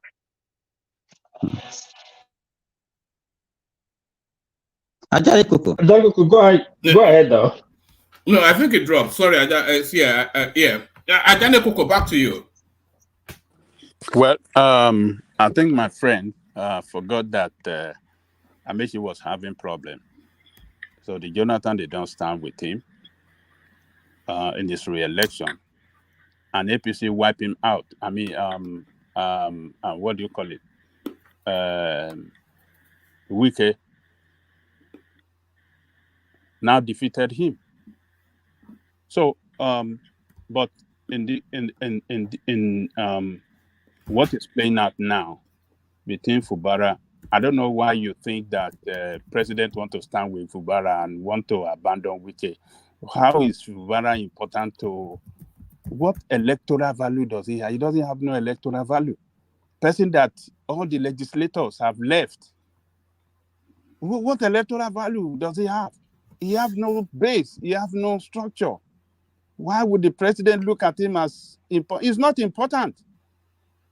Wike is very close to the president. I don't know if you have watched president, and even recently when he went to deliver his speech, he acknowledged Wike there as my landlord, our landlord of FTC. There was an occasion too that he acknowledged Wike. I mean, when he went to, I can't remember that, he acknowledged Wike 3 times publicly, acknowledging the presence of Wike. So, Fubara, I don't know what the future holds for him, but what the action of this guy tells me is that it's a calculated effort to take Fubara down. How could they take him down with federal might? Is by by being a member, is by surrendering the structure, the political structure, the winning political structure of Rivers State to APC. And now that has been done. Now APC have accepted them as, I've seen that state now, accepted that state as one of their states, and they want to do everything to make sure that the governor is gone, because the governor is their political enemy now. And what can they do for him? But Adale Koko, people are highlighting the possible economic fallout if Rivers State is in crisis. They can shut down the oil, and then the country will go into darkness. Who is going to shut down the oil? The creeks now, the people from the creeks, the Sapele water people. The Sapele water people. Yes. Who have the look? Who have that power, the financial power, this military power, and all the power between the governor and the president? Who have that stronger power. Who controls? No, that power has never been able to control the Creeks. You remember they had to bend the knee to them eventually. Look, Wike have his people at the Creeks too. Whether we like it or not, it's has his people. I mean, recently, what do you call, Emeka was just telling us like 2 weeks ago. Yes, I watched that video too, when he met the notable Ijaws leader. Among them, one of them that Wike worked hard for is to be member of NDDC. And because of Wike, as Emeka mentioned, they changed the law. The law that the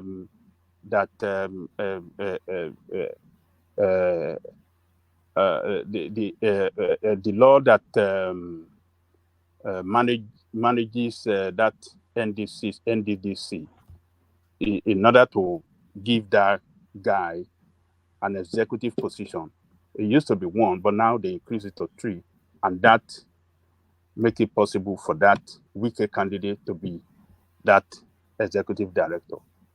So all the leaders were there, and they openly declared their support for Wike. At that occasion, they said they are not leaving him, that he has done them, he has done everything for them. So politically in that state, to be recognized. So Wike have his people. Look, somebody that has been there for so long, that have done so much for so many people, you think they can easily abandon you for a new person? It doesn't work like that in politics. Loyalty and sometimes, friendship, everything is interwoven, and their political future too. You can't live where you've been for a long time to say you want to go to a new place where you don't know how the future is going to hold there. So I don't see any problem from that side. There's not going to be a problem at the Creek. It's the governor that will suffer it if he engineer, and that is further, if he engineer any problem in the Creek, that will further complicate his problem. So he failed completely. That is not the way to play the game. Even all those ones that we saw what happened in Lagos when, what do you call that guy?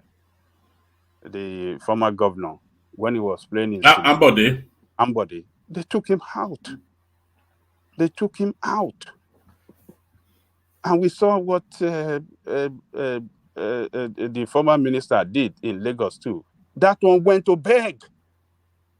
Fashola, during his own problem with Tinubu, he went to beg. He went to Dobale. The king was involved. The Oba Lagos was involved to, talk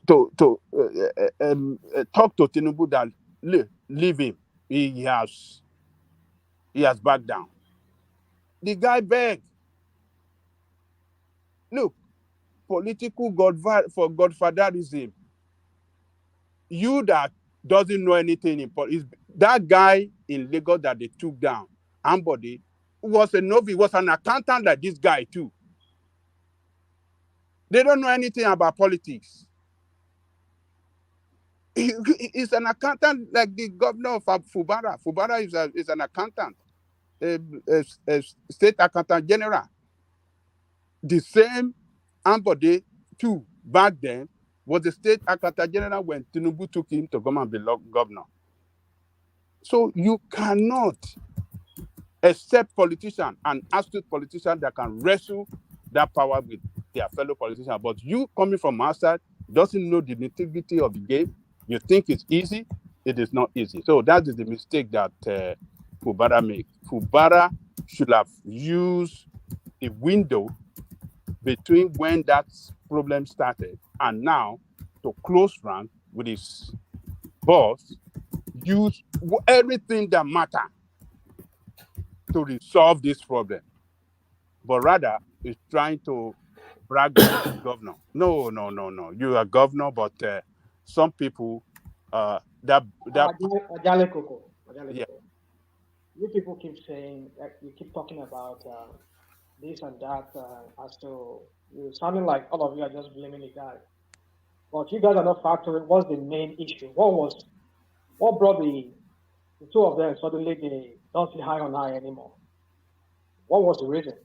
Because Wike has said it openly. He has said it time and time again openly that he's trying to destroy the structure that they put on the ground. No, that's not what we heard. Oh, hold on. The governor have not said anything contrary to He that. has not said anything contrary. Where did you hear your own? What did you hear? From which source? Yeah, where's your source? Is it your obedience source? I mean, are you Malpe suddenly? Where's the empirical evidence? Empirical. She likes to say, where's the empirical evidence? Yeah, well, rational mind there. Come in. Yeah, well, don't mind Malpe and what is it? This arrived guy. Empirical.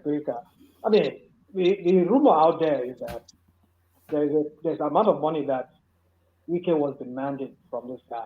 Because why would he? Because it doesn't make sense to say he wants to the structure. What are you talking about when you say the structure? He knows the person that brought him there.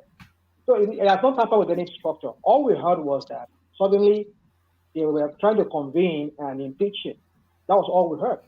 And before that, they were like saying that, oh, Wike was making demands on this guy for certain amount of money to be remitted because whatever agreement. But this guy said, I cannot be giving you this amount of money because of where the state is right now. And then Wike said, is that what you want to do? Okay, well, we shall see. That was when he started trying to use the House of Rep members to impeach him. And we saw the whole drama that followed after that, the burning down and everything. So now that he's telling that the structure, what structure? And you are saying that the guy has not even addressed the matter. Has not said that, I'm trying to remove anybody or I'm trying to remove the structure that was already on ground. No, there was no something any of such. Did Wike give you any evidence as to what are those structures? Give example of what did he remove? Did he remove the chairman of PDP and put another person there, or did he remove any of the people that he put there for him? We didn't hear any of this until after the whole thing started happening. So now he's telling that structure. You're taking and you're running with it and thinking that's the main thing. I don't think that's the main thing, because for me, Fubara has not even touched any of the structure. But the issue on ground was the money that was supposed to be given to you, that was supposed to be accruing to you. How come you believe that the money that was supposed to be given? Where did you get? So hold on now. I'll answer your question. You don't need to finish your question. I'll answer your question. Hold on. Okay, finish your question. Let me ask you a question. Okay, go on. So you don't want to believe what Wike said, but you want to believe what someone from the blue said that we don't have evidence to. So why the evidence on his own now? How come you want to believe that Wike is asking for money from him? Why? What is the evidence? That doesn't make any sense anyway. It doesn't make sense. Okay, so you are asking me about the empirical evidence. So where is the empirical evidence besides that? Okay, let me tell you. Besides him using his own mouth to tell you that, he was trying to remove the structure. So what are the structures? Where did he give you evidence of those structures? Did he remove the state chairman for PDP? Or was he trying to remove any of the commissioners? Did he give any evidence? Besides that, he used his own mouth to tell you that he was trying to tap up the structure. Okay, let me start from this. They said he's flirting with Amaechi, and this guy recently taking an action reviving some Amaechi project. Okay. You understand? Some of the project that Amaechi abandoned, this guy trying to revive it. Did he tell you that? Did Wike tell we you saw that? it. No, we saw it. No. Did Wike? You are the one who said it. Now. Said Wike said structure. Did he give you evidence of those structure that he was tampering with? Besides, you're telling Ajalokoko, we can be here in this cycle. Mostly what people like Rational Mind, the Southeasterners who think they are Port people and the obedient that who think their hate will solve anything. we can be here all cycle, and you guys will argue back and forth, and will not get anywhere. Can we just can you yes. just make us move on? Bring it to Majan Lekoko, and then I'll go Sorry, to let me Wike. just keep you. Sorry, one man. Do you know that if Wike was asking for money, that would be the list of Fubara problem? He will give him. Is it his money? You understand? I'm sure that Wike don't ask for more than something that will impact the case. So wait, this is what I'm saying. If all Wike was asking for was money, he will give him. I'm sure. He has been giving since he was Akata General. Is it now that he's going to be a problem?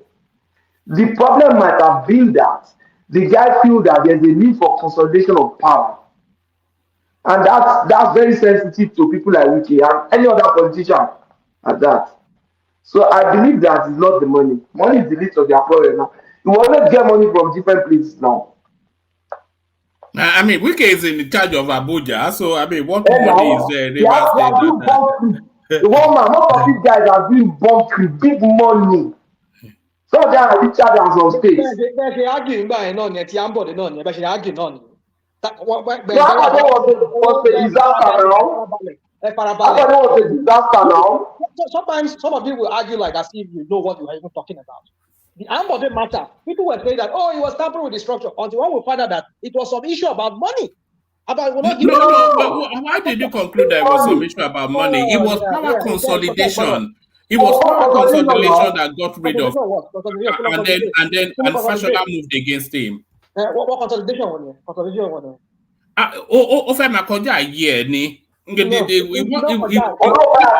Politically. That's like no, a rational mind. He wanted to attack the politically, and he wanted to test it. He tested it to the ground, you know. Lagos State politics. You're telling me. After this matter was because of he was not giving out contracts. He was not the guy all right, that's your reading. But let Ajan Lekoko round off, and then we go on to Rational to work, please. Ajan Lekoko, bring it on. Okay, so man, this guy is in a big political problem. He did not use his wisdom to manage the crisis. Like I was saying, he should have used the opportunity of, between the time that the crisis started and now to have resolved it. I don't know why he did not do that. And this is not the way to do it. Person that, look, except we want to bias and just play our sentiment on this issue. Wike did everything for that guy to be where he is. And for person that we watched the campaign one man to every nook and cranny of it, and it was because of getting his person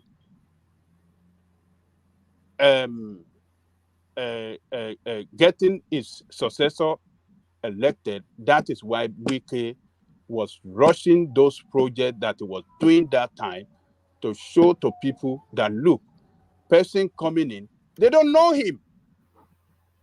Nobody know in the political circle, they don't know this guy. There are some guys, there are some people that are very closer to Wike than him that fought Wike because of this, but Wike have to appeal to them. I have to go to their kingdom to appeal to all the elders so that, look, let us balance this thing, this power. I'm from Ikuri, I've just ended mine. Let these people have not got it. The person that I took power from is from Ikuri too. I'm from Ikuri. Let us give it to the people at the extreme end. People fought against Wike for this, but he fought for this guy. And because of getting this guy elected, he worked hard delivering project after project and used that to campaign that, look, this guy is going to continue from where I stopped. His government is going to be government of consolidation. It's going to consolidate on what I have done for you people in this state. And he did not fight for the guy. He was trying to cover his own track. He knew what he has done. The EFCC is after the guy. If the EFCC catch that guy, Wike is going down. So for him to cover and to give him immunity, that was why he let him become the governor. So let us stop this. Come on, when I get to my top, please, because I just can't stand certain things that people say. All right, let Ajanle Koko bring it on because it's going to be a short session, and I want to make sure everybody is heard. So bring it on, Ajanle Koko. So he did everything he can do for him to get re-elected. I mean, to get elected, and now you are in power. Not even up to 3 months or 5 months, you started biting the finger that fed you. It doesn't work like that in politics, particularly the way politics is played in our own place. So the federal might is behind Wike. The battle has begun. They have shown clearly to him that, look, we are not on your side. We are not in the same party, and we are going to battle it out. And they will take him out.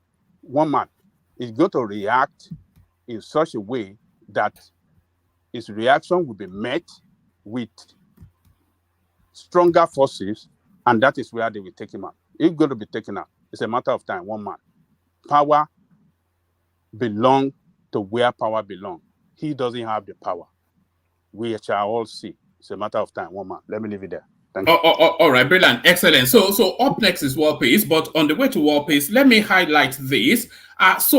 During yesterday's session, we were just talking, and then organically, the idea to do an outreach to people back home, people in difficulties, especially low-end business people, to just parachute funds to them, just as to level them up. So we came up with the idea, and then we put up a GoFundMe. So that is right there on your screen. One man went to more level up outreach, and the idea, it says, hi, we are fundraising to level up 3 or more Nigerian families. The idea is to identify low-income but earning Nigerian families, preferably in some sort of business, who we can parachute funds to take their businesses up a level. So that's the initiative. And we set what I thought was a modest target of £1,000.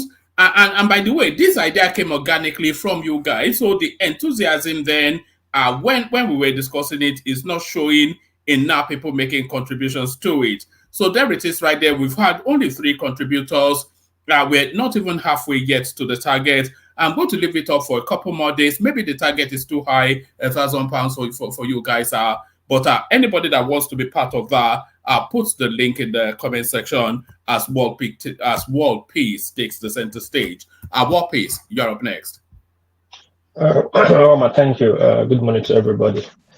Let me quickly say this. I will not even go to the federal side of the Port Harcourt politics, but some people that have spoken since, you can see they're speaking from very biased and tribal sentiment of the political scenario in Port Harcourt. Some hatred, some dislikeness, and some just I don't know. No, just hate to see. You just want anything that will bring Wike down. Not like I'm supporting Wike. It's a reason I don't play politics. Politics is a very dirty game. There's no personal friend in politics. There's no personal enemy. The only thing that is constant in politics is interest. This is what I thought I said. Behind the door, they are friends. But let's dive into Port Harcourt, Rivers politics. Let's Port Harcourt aside. River politics is very tribal. Very, very tribal. I think the most tribal politics in Nigeria is Rivers, that state. Now, and there's families that control, or let me say tribes that control Rivers.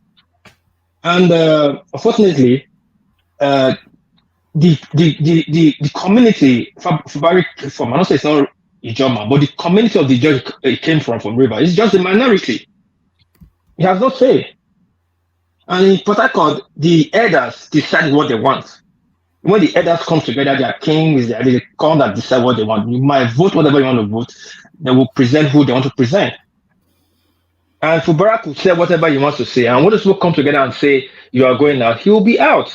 I don't know all this talk. We're all talking about Fubara will do this, Fubara will do that.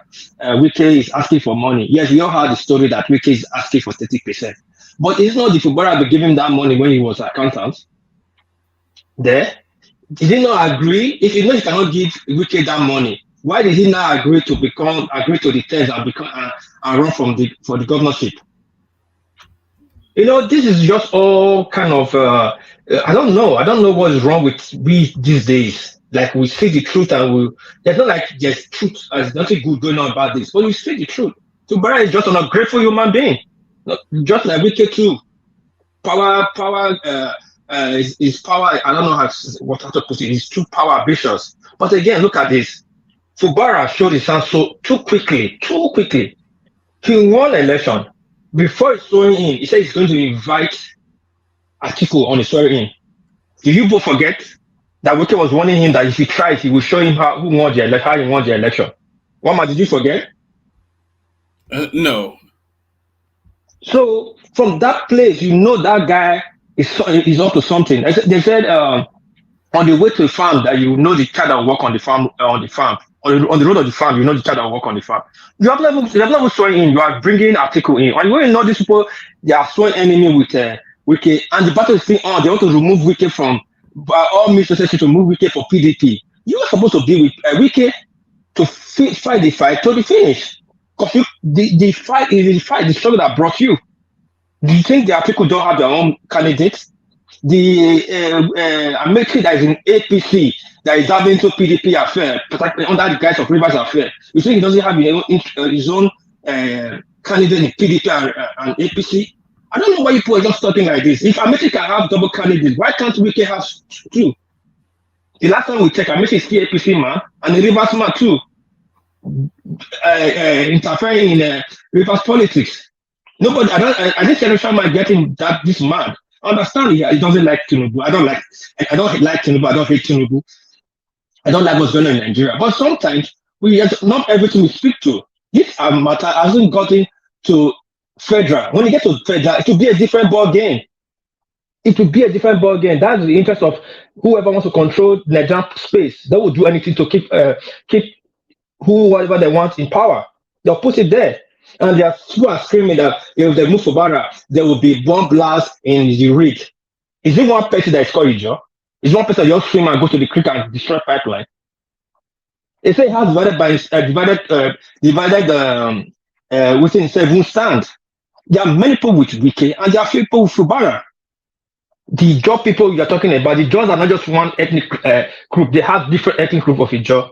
And the one that's making the noise most, I think the eastern part of the Ijaws, which always see they're always so with hate. I don't like when people just have hate. Why can't you play politics?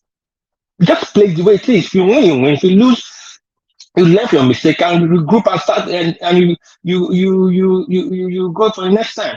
Ambode did the same thing. Buhari was with Ambode. But when he saw that the Lagos structure, Tinubu, they are all against Ambode, he backslide. When they want to do the national they want to do state district for during primaries for Ambode. They announced that they bring the party, they bring the district to Abuja. But Lagos stand their ground. The people they said if they're going to do that, they will not support the presidency. Back down. Same with this. What would Fubara give to Tinubu? What political mind does he have in the South? And that guy is too early to start. Both Fubara and Wike, the fight is too early. I don't even know why they are fighting too early. If Fubara just entered not to 6 months, you are fighting your boss. Your boss, Fubara just entered not to 6 months, you are fighting your boy. It doesn't make sense to me. Like somebody just said, Wike would have calmed down and wait in 4 years' time, or wait 2 years to make his move. Fubara could have calmed down, wait in 3 years' time, like Oshomole. Oshomole waited 4 years, and then he was saying just said location in Uromi. He couldn't say anything. Upper said he could not say anything for the first 4 years. It was the second time before. Same with Oshomole. Well, what would this fight take any of them to? Power. Is it for any of us? People that are starting and nobody's wicked. Is Fubara'S any money for you? Is the money going to come get to you? Man, it's just funny. All these nonsense has to stop. If they are fighting, it's their fight. It's not my fight. It's not your fight. And if you get to national, the national will support whoever they want to support to kill the power. And the way it is, if someone will take Port Harcourt, if you like it or you don't like it, they're going to take Port Harcourt. And this is my younger, this Obina guy was saying that there's a law that it has to be national. And I asked him, when did they specify it has to be national chairman in the division? They said division in the party or division in national in the national party. They didn't say national chairman. And the way it stands, PDP has a split. The other day they did a merger. Is it not the president after a call for a merger? Is that not a anti-party? Is not a division within the party? Article called for a merger, and 2 weeks later or a month later, you saw LP, NPP, all they came for a merger meeting. That's not a split in the party. And 27, no, it can be for 27 out of 32 House of Assembly decamped. Do you think they are stupid with all their money they have, with Wike and with all the resources they have, that they don't consult the book, the best of the best, to tell them their advantages and disadvantages before they discount?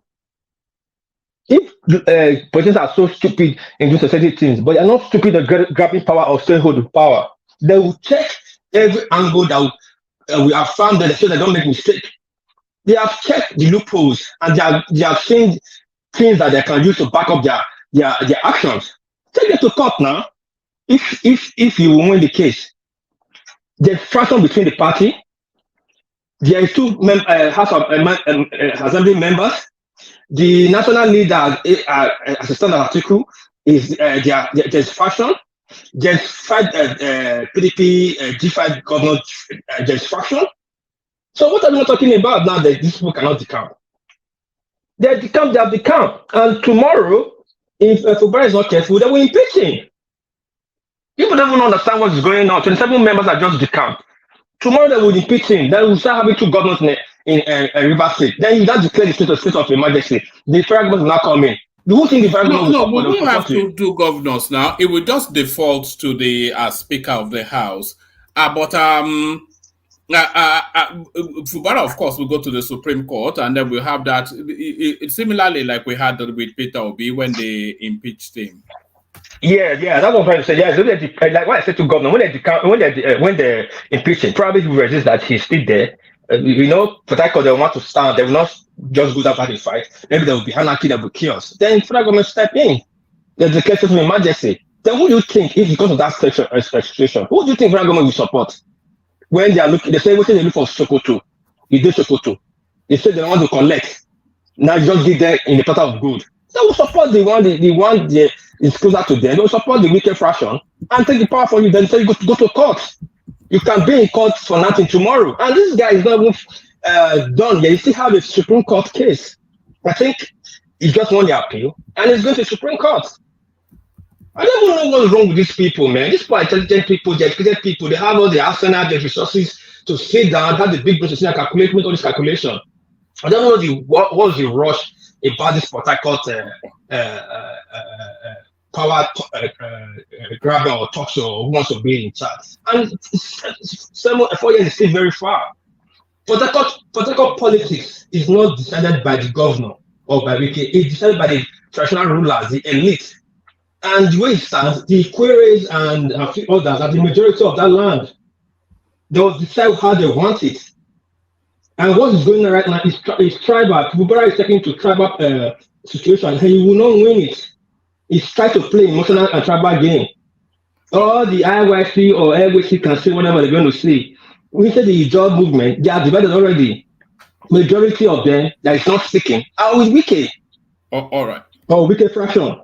So if we stop all this hate and all this nonsense that we're saying, you just push, because you don't like the man. All right. Thank you. All right, thank you, Wapis. So thank you, Wapis. I was going to go to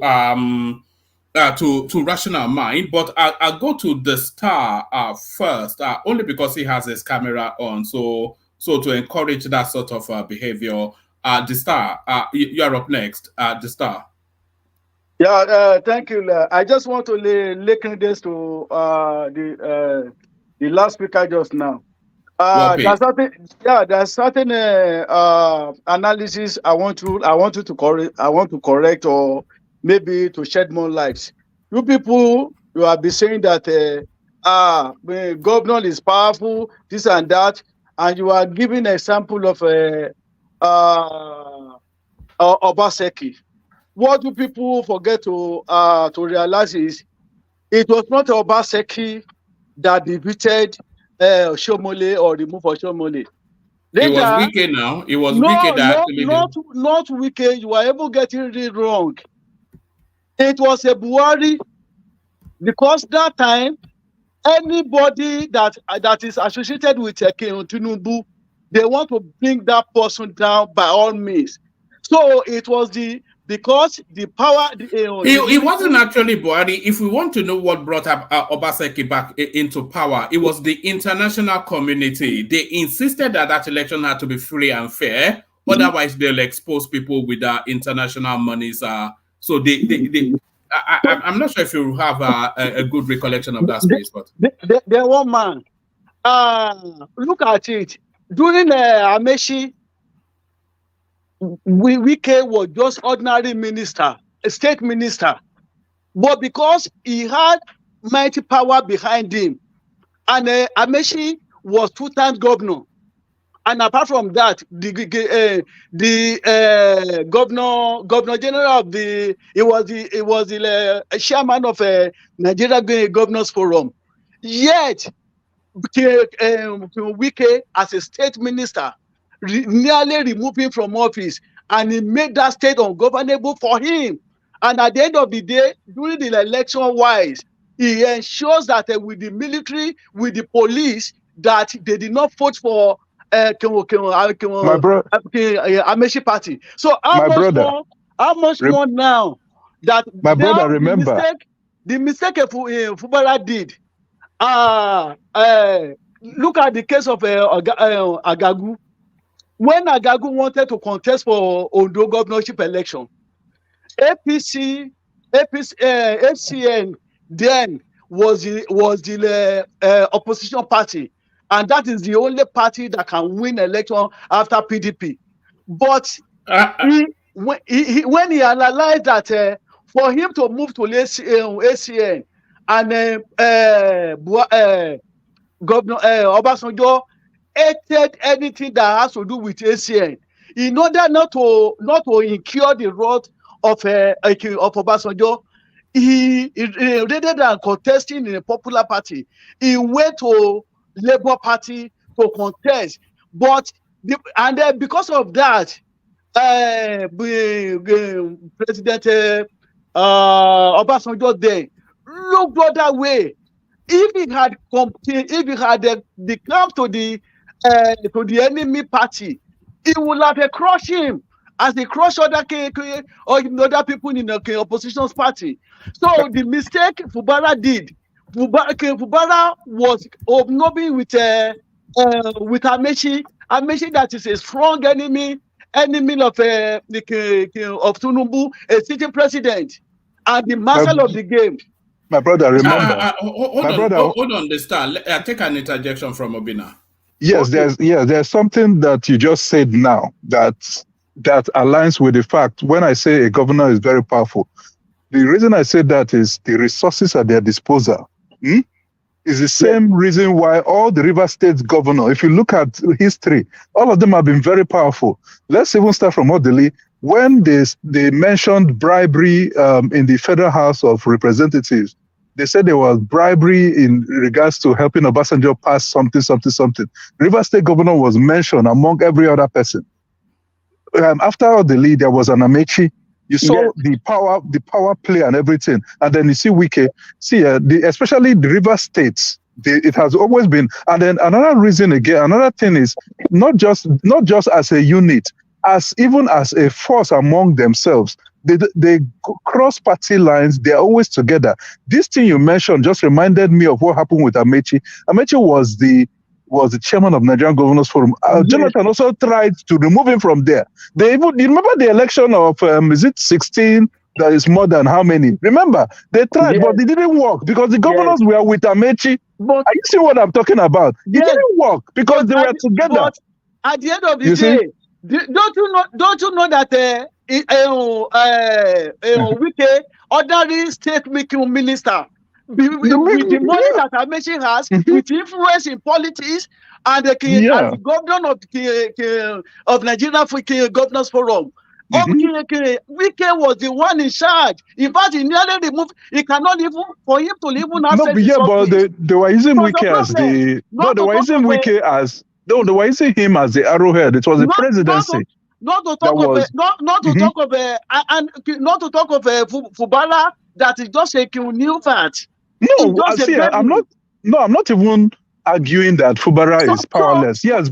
As a person, Fubara is a JJC where politics is concerned. What I want you to notice, if you have all the money in this Nigeria, even combined with the money of Lagos State, if you don't have mighty power, federal power behind you, you are a featherweight. Look at how I see Fubara. Fubara might not have political weight, but he's like a gorilla that has a gun in his hand. Do you get? He might not know where to shoot, but he's still a dangerous person. Anyway, you get what I'm saying? Somebody with all the money, and you can only control it. You only have. It's not just money. He can control militant. Look at this man. Look at Asari Dokubo. You know he's singing a different tone. As much as he's on Tinubu's side, he's been singing a different tone, and he's an Ijaw man. Are you seeing the dimension that is going to? So these guys are going to realign, and it's not going to be an easy fight. So the people that are the reason why he's going Amechi's side is because he needs the people that have political wherewithal. He doesn't have it, but he knows he doesn't have it. That's why he's going their way, so that they will give him that political backing that you're talking about that he doesn't have. That's what we're talking about. Okay, let me now even tell you that Port Harcourt politics is not as even as a volatile as a Kano. Kano is even much more. Kano, they are not going to. Kano owner. They won't sit down there and let them take that thing from them. Look at the way they cut Kwankwaso and his guys. Look at the way they cut them to sizes. I'm telling you, go and write it down. But let me tell you that no, but that they're not going to try that Supreme Court. I don't think Supreme Court is going to take that governor away, because Kano people, they don't play. They are not like us. No, that Kano governor is gone. No, just be watching. Just be watching, because those Kano people, they don't play. Because they're not. Not that we're discussing Kano politics, but his political base has moved from him, because Kwakwanso has told him to look forward to 2027 and give it up, and he came into power. Yes, Kwakwanso has abandoned him. That's his only base now. I don't see anyway. Yes. You are referring to is not his boss. So it's a different Kwankwaso. Is it? Yeah, it's a different Kwankwaso. It's not Kwankwaso that contested for presidential election. No. Yeah, because that's his base now. I don't think he will get rid of him like that now. That guy is a very strong Kwankwaso man. He's the now. That was a different Kwankwaso. Yeah, that guy is very loyal to Kwakwanso. No. All right, yeah. We'll see how that plays out. Bring it home, the star, and then we're going to anyway, let me leave the grant for others to also contribute. So while we'll also continue to watch how the games unfold.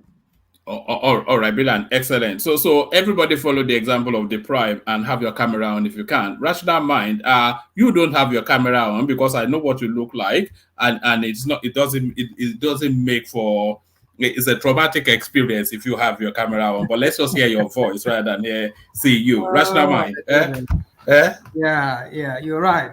I'm terrifying. Yeah. Hey, look at that. Yeah. So the bride of Frankenstein. Yep. Carry on. I get it. Anyway, one man, you see, I think if you were talking about, if the question you want to ask me is about what is playing out in River State, I've said it here. For me, it's too early still to say much about it, but I just hope that they would cancel each other out. But if you ask me in all honesty, what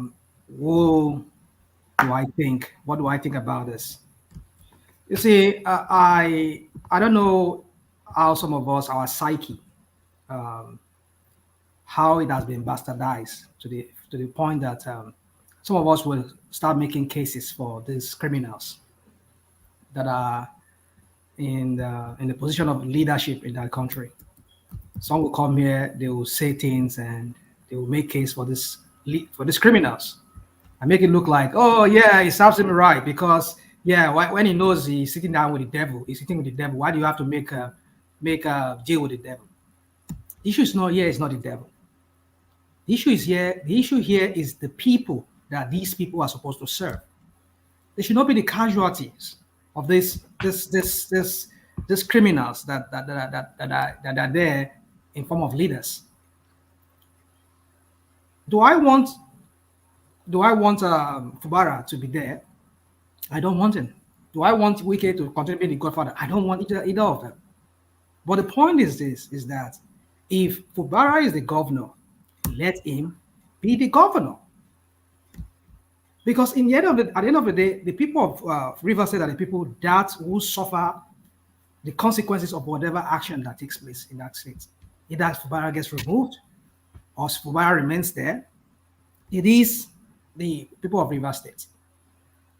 But then we come here, some of us make light of this situation like, oh, when he knows, why should you go and sit down and make deal with the devil? Blah, blah, blah. The Wike, he knows Wike's Wahala before he will join Wike. No, the issue is the people of River State. Because if this guy gets distracted, just like what is going on in Ondo State, my own state, where we have an absentee governor who should have resigned, but still holding on to power, the same governor who let out the whole thing. I mean, everything that we need to know about Yadua back then, was one of those people that spearheaded it. And look at what happened to him. The same thing was, you see, we have hypocrites in the form of leaders in that country. All they care about is just their own, whatever occurs to them and their cronies. They don't care about the common man on the street, the people that they are supposed to serve. So my point is that I know he made deals with the devil, but then can he make it right? I hope he can make it right. Let the people that he is there to lead over, let them reap the dividend of the democracy, of the democracy or whatever we call it, or leadership, that they voted for him or they did not vote for. At least he is the governor. Let the guy be able to govern without no distraction. But then some of us want to make case like, oh, yeah, it serves him right. And why didn't want to make this deal? And they should remove him. And I mean, I don't get it. Are we here promoting godfatherism, the like of which we've seen in Lagos? And look at how Lagos has become the money-making machine for some individuals. And the majority of the people, millions of Lagosians, they are in squalor. They are in penury in that state. They live in ghetto. Some of us here would be like, oh yeah, at least APC won the Lagos State. If APC won Lagos State, what is the benefit to the common man on the street? So my point is that we should stop this whole thing about trying to like justify whatever thing that these criminals. I mean, if I make deal with the devil, if I want to play smart, that I know more than the devil, then I'm ready for it. If Fubara says, yeah, I'm going to slug this thing out with this guy to the end, so be it. But what I want is that I don't want him being distracted for doing the governance right. The governance that the people are supposed to have is now being, is having distractions here and there. He's not being able to concentrate on governance because some selfish idiots just want their own will to prevail in that state. So, one man, for me, we need to sit down and ask ourselves that what has happened to our psyche in that state, in that country, where we now promote abnormalities. We want to make case that for people that we should be cursing out for making the lives of our people back home a living age. Let me not use the word hell because sometimes people say it's too strong a word. I mean, it made the life of our people back home there like a nightmare.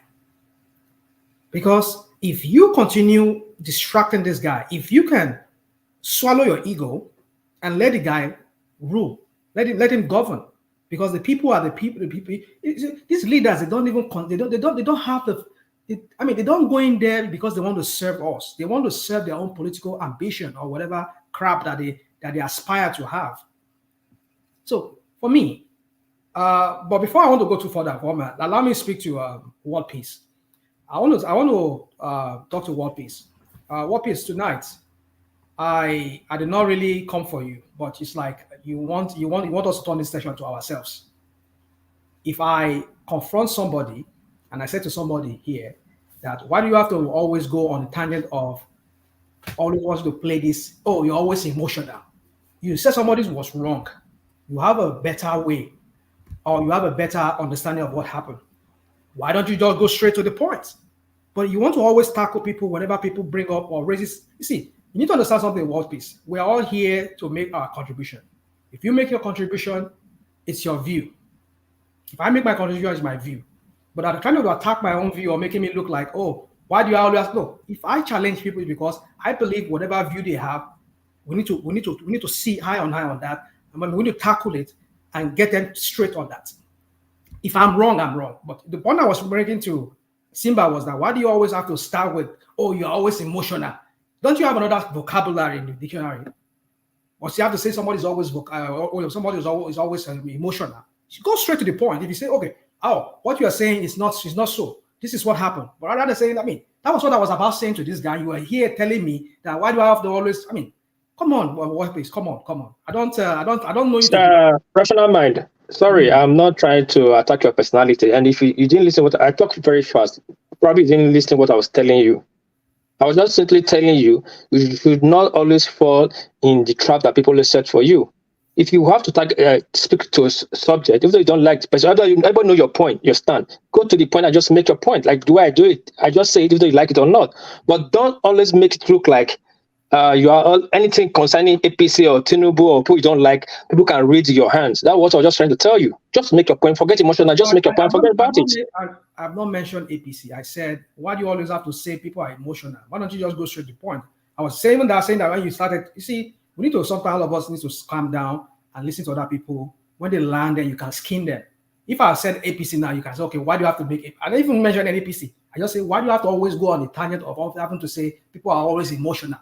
Don't you have another thing to say? That was what I was about saying before. Okay, let's just leave that.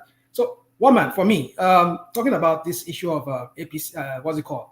A lot have been said. I just want to pick on each one of them, but I don't know if I will have the time. There's a context to everything. We can talk about, the Celestial Omeha and Amechi Wala then until he became the governor, and how later he has started having to face the context difference in this matter. Because the kind of beast that Fubara is dealing with is different from the kind of beast that, what's his name? Former governor Chibike Amechi is different from the kind of beast that he dealt with. In the sense that Fubara has, there are about 24 lawmakers who have decamped to APC.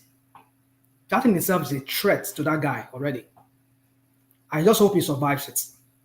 But the question now is this: why can't he go to court and seek redress and ask the court to stop you? At least Wike did it now. I mean, PDP could have kicked Wike out of PDP, but he went and get a restraining order against them or whatever a court injunction to restrain them from doing that. Why can't Fubara do the same thing? I don't know. Maybe that's what I don't know what it's going to do tomorrow and then in a few hours from now. But it is looking like they're going to impeach this guy, and that is not right. It is not right. However, that guy came in, it is not right. Because what I'm saying is not right because when we allow these people to be so powerful, individuals will be more powerful than the institution. And they even control this institution to their own caprices or whatever they call it, to their own women caprices. Then it tells us that we are doomed in that country. We're not running a democracy. This deifying of people in the person that is sitting there in Aso Rock there, or whatever person he is, or Wike or whoever, it is costing us our lifetime in that country. We spent 80 years of boo-boo. We wasted 80 years of our life with boo-boo. Nothing to show for it.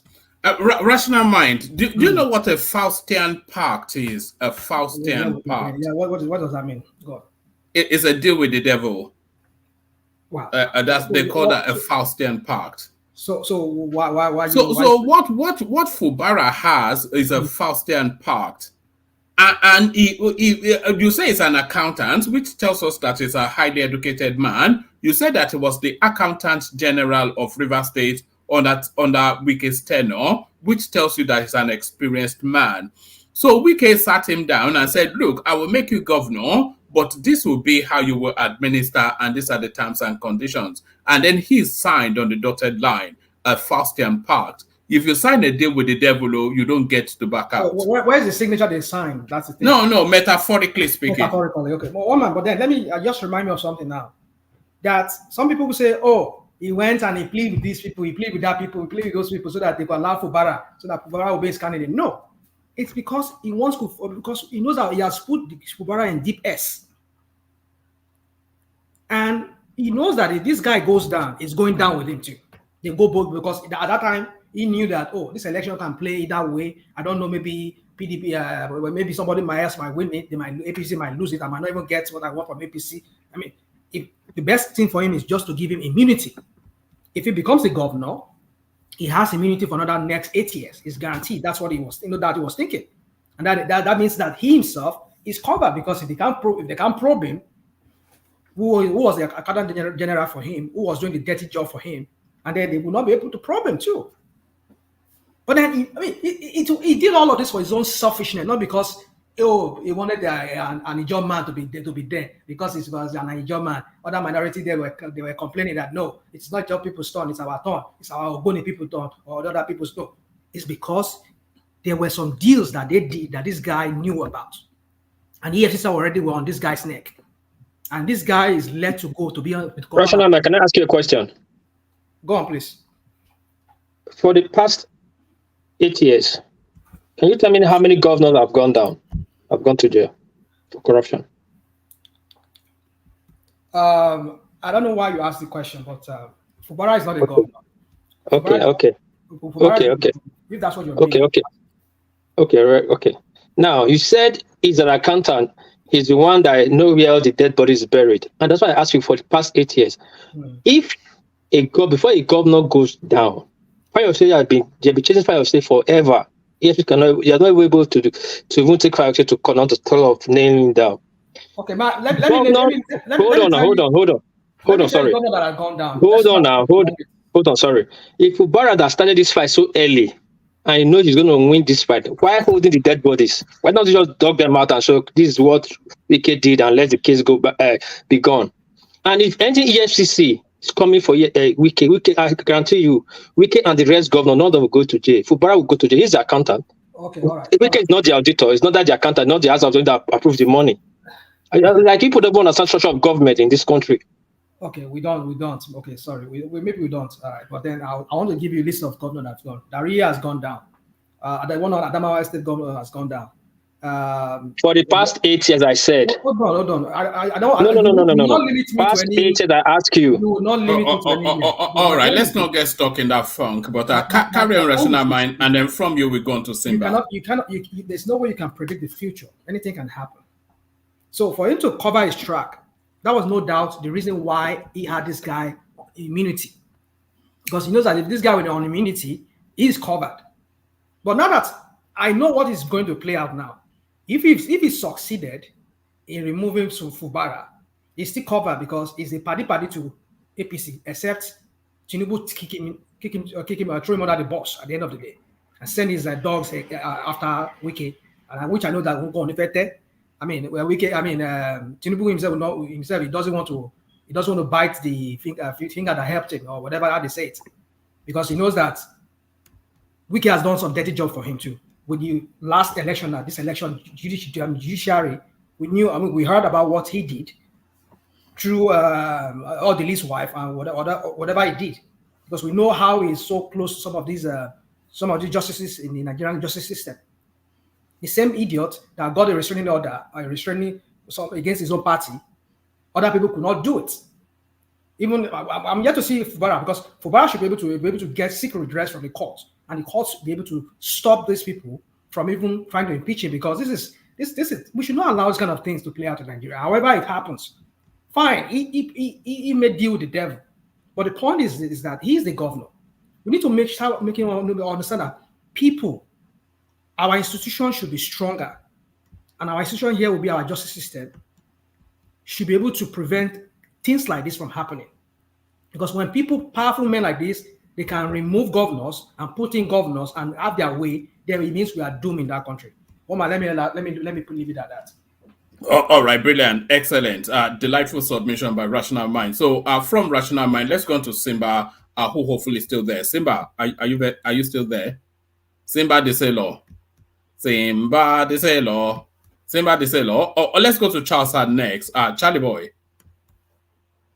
Charles Baba. Yeah, I'm here. What's going on? Good morning, woman. All right. So, sorry, Charles. I think as Simba woke up from the slumber. So Simba, yes, to the conversation. Yeah.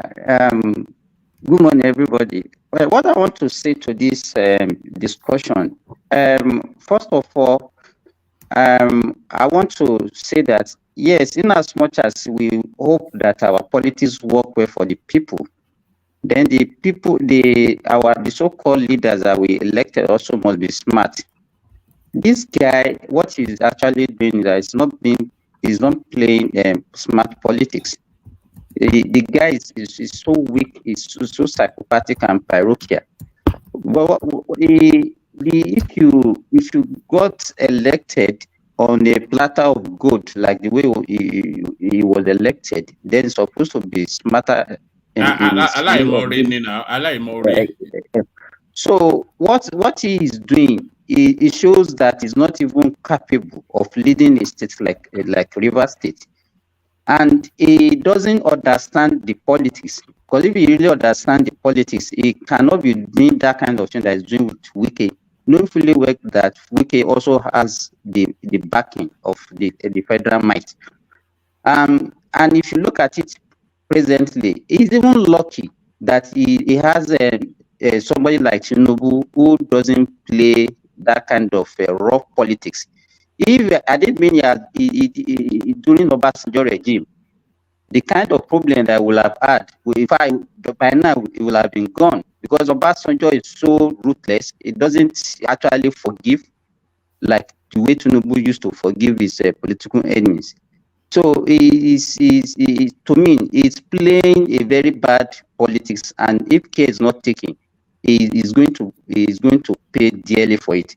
Let's go to the tribal politics in River State. We have four major tribes in River State: the Queries, the Kalabari, the Ogonis, and all those, and the Jos. But if you look at it now, what they are doing presently, look at that guy that they gave the director, one of the directors general in NDDC. He's an Ijaw person. They're already winning other people from Ijaw, showing the Ijaw nations that no, they still believe in them. They will still carry them along in the politics of River State. It's not because it is not because of so they wanted to shift their attention away from the problem that their son presently Fubara is having with Wike.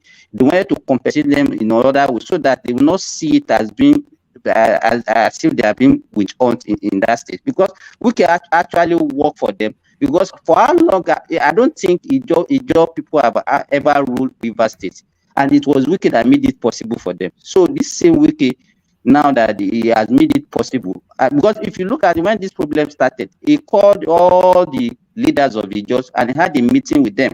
So I think this guy is alone, because if you look at it now, from the Ijaw people, how many people have you seen talking about him, even in his support?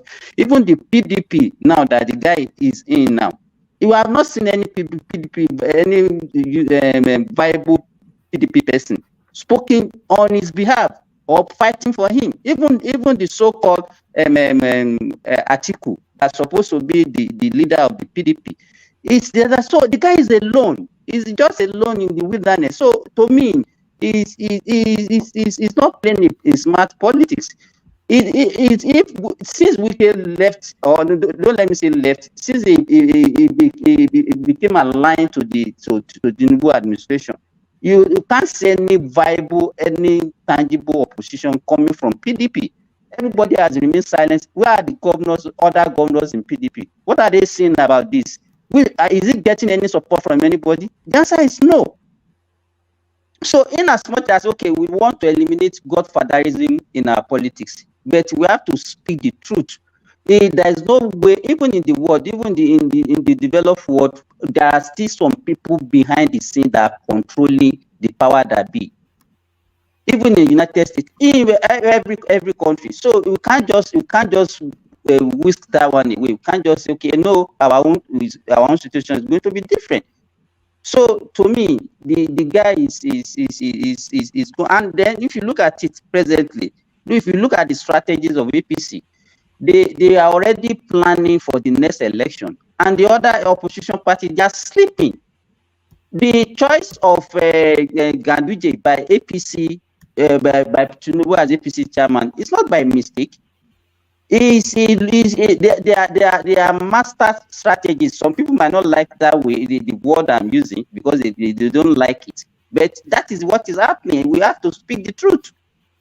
The other opposition are sleeping. Where is the opposition? Where is this guy getting his support from? He's just alone. And do you care for the opposition? Do you really care? Or you're just saying because you want to say it?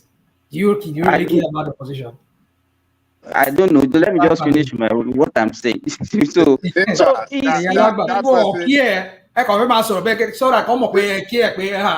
are the opposition? If opposition, like people like me now start talking here now, you say, oh, why do you always like hate Tinubu? Because you are not speaking to the facts, rational mind. You are not speaking to the fact. Let's just face the reality. You understand? To be an opposition, right? You are the one. You know, the opposition have to be opposition. Come on. What I'm saying here, get me rational mind. Simba, rational mind does not like that word you use, master strategy. That's why you respond. Exactly. No, that's why I said some people might not like it. Simba, when you're talking about Simba, when you're talking about opposition, rational mind is not talking about me and you or the people that's shouting here in this platform. It's talking about the power that be in that political space. Exactly. That can that's what I'm speaking about. What is but yes. What piece? We have been hearing people like what's his name, Obi, talking about the things happening, where they went recently and all those kind of things. But the same opposition, the same APC. Sorry, Obi is not opposition. Obi is not an opposition. It's not what is it? No, it's not. Okay, let me give you a simple scenario. When Obaseki situation was going on, you will see governors, both APC and PDP, that were supporting Obaseki, that were speaking in that space. Those are opposition that can speak, people that will say things that, okay, now that one is too far. See, during the Tinubu transition, when there was naira scarcity and everything, you see Ganduje, Rufus, some people was going to see the president coming out, going to court to stand for the man. Let's take that as opposition. Those are the people that have the power that be in that position that can speak. Who is there now speaking for Fubara? How many times have you seen about 4 governors from PDP have come out like, no, this cannot happen? Or you see the power brokers, ambassadors coming out and say, no, this cannot be. Or Jonathan coming out. Such people are not there yet. Probably they'll be there next week or next 2 weeks. But for now, nothing. Simba, please continue. Sorry for taking your time. Okay, so you are right. So that is what I can see now. The guy is just alone.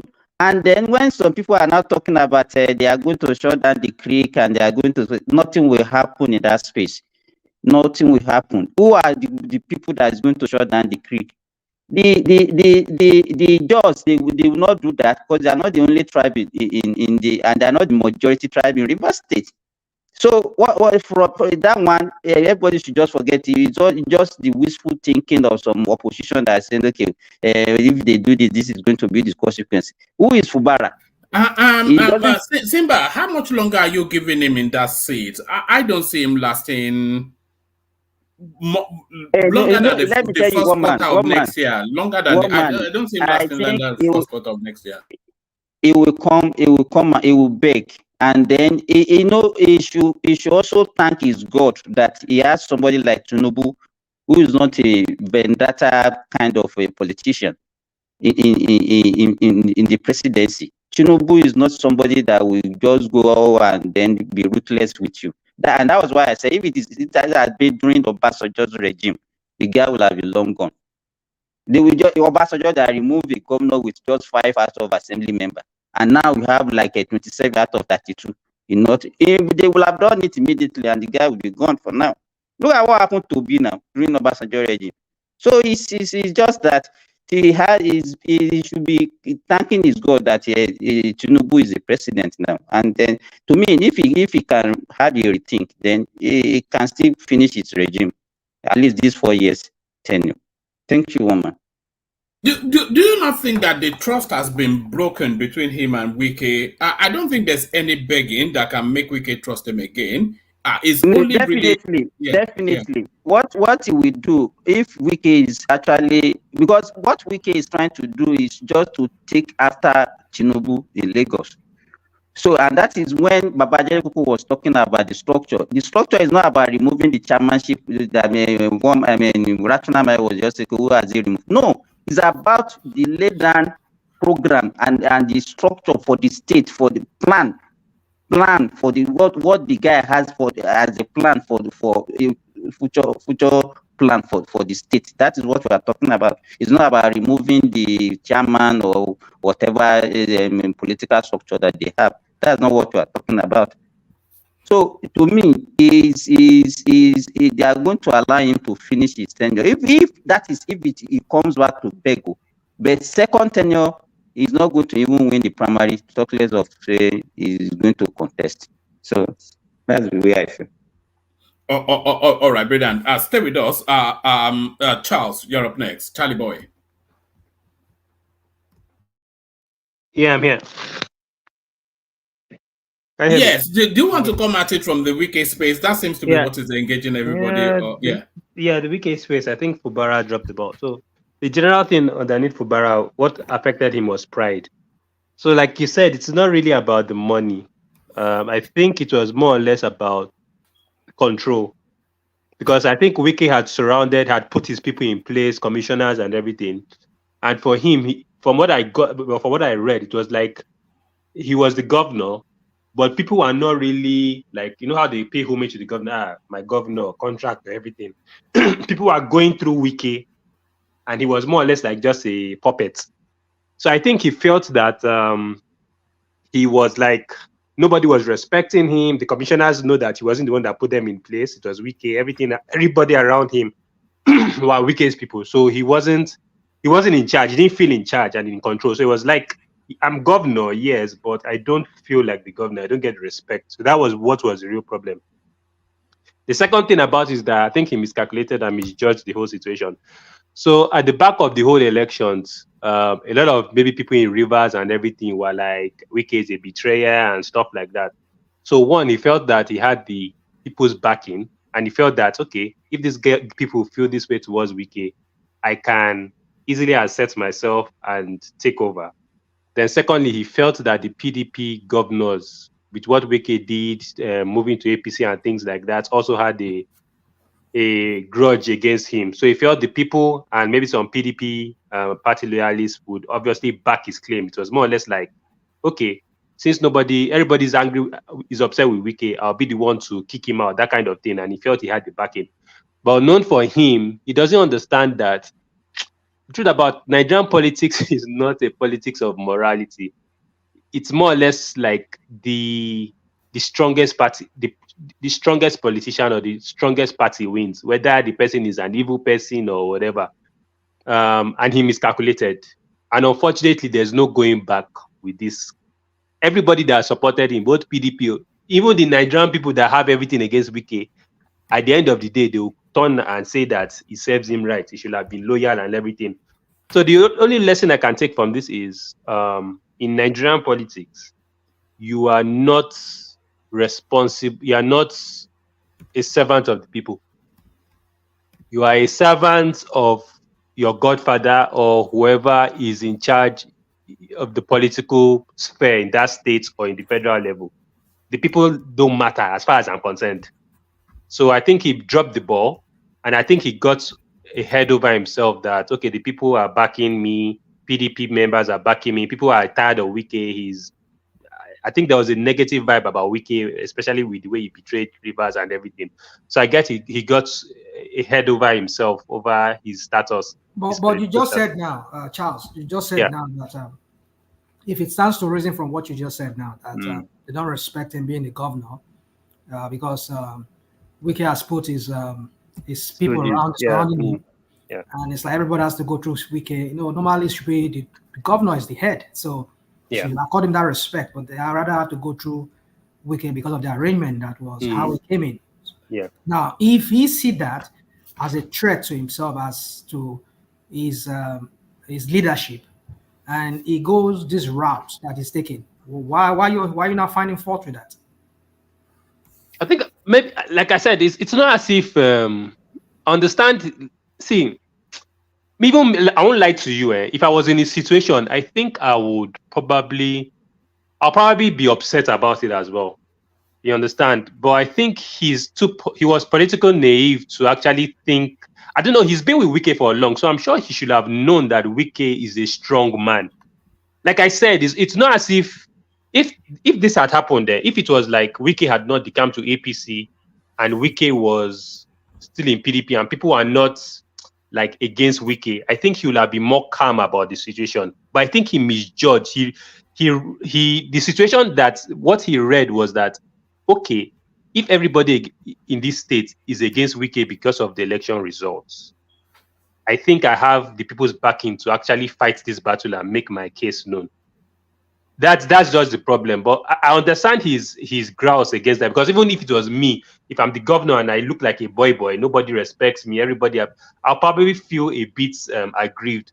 But I think he went through the wrong way. Maybe he should have played the game and like just tried and see, Oga, maybe behind closed doors, I'll be your boy and everything, but just give me that bit of respect in public, just to make it look as if I'm in control too, at least. You understand? Do you think Wike is being a bit heavy-handed in the way he's managing this situation, especially that guy? No, he's not. So let's say, to be honest, I think if because you are saying he wants to emasculate him as a governor, and the guy is that not what you're suggesting? Yes, I am. But I think the problem with him is his timing. It was just too soon. I think if he had maybe done it maybe even a year or two, maybe Wike will have like, okay, you've been loyal for at least 1 year. At least you've proved your loyalty. It's not as if anything.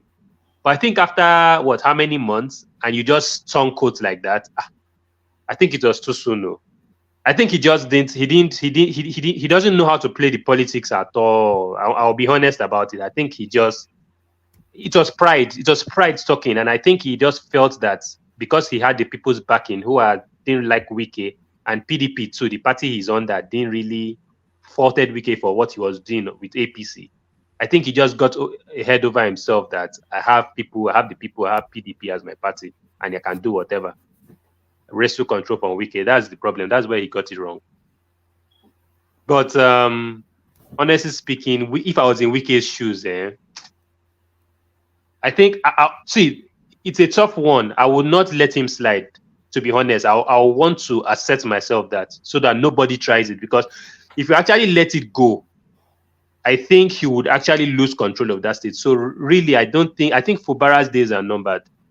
He just has to go, and by doing that, it will teach any other person. It doesn't even strike me. It doesn't have the panache. It doesn't have the carriage of a governor of Fubara. It looks too much like a boy, doesn't it? Although Sanwo-Olu looks like a boy too. No, let me not lie. I think Wike. Let me not lie. This is what's going to happen. Wike has learned from this.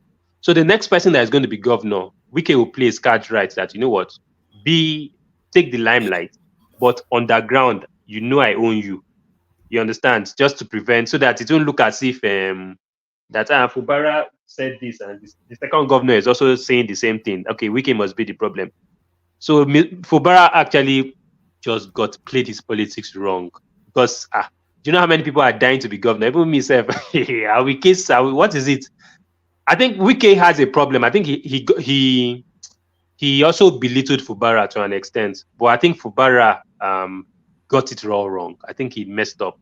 He should have actually tried to talk to Wike, Dobale, done everything behind closed door, pledged his allegiance, and just told him that, you know what, just cede some control to me, just to make it look as if. And I think Wike would have done that, especially with this. All he needed to do was to wait for Wike to get too involved in this ministerial position and feel all powerful, and he will just look at Rivers State as, you know what, that's just my pet project, because I'm quite busy with Charles. Yeah. So whatever happened to that outrage that people felt during Obaseki time, when a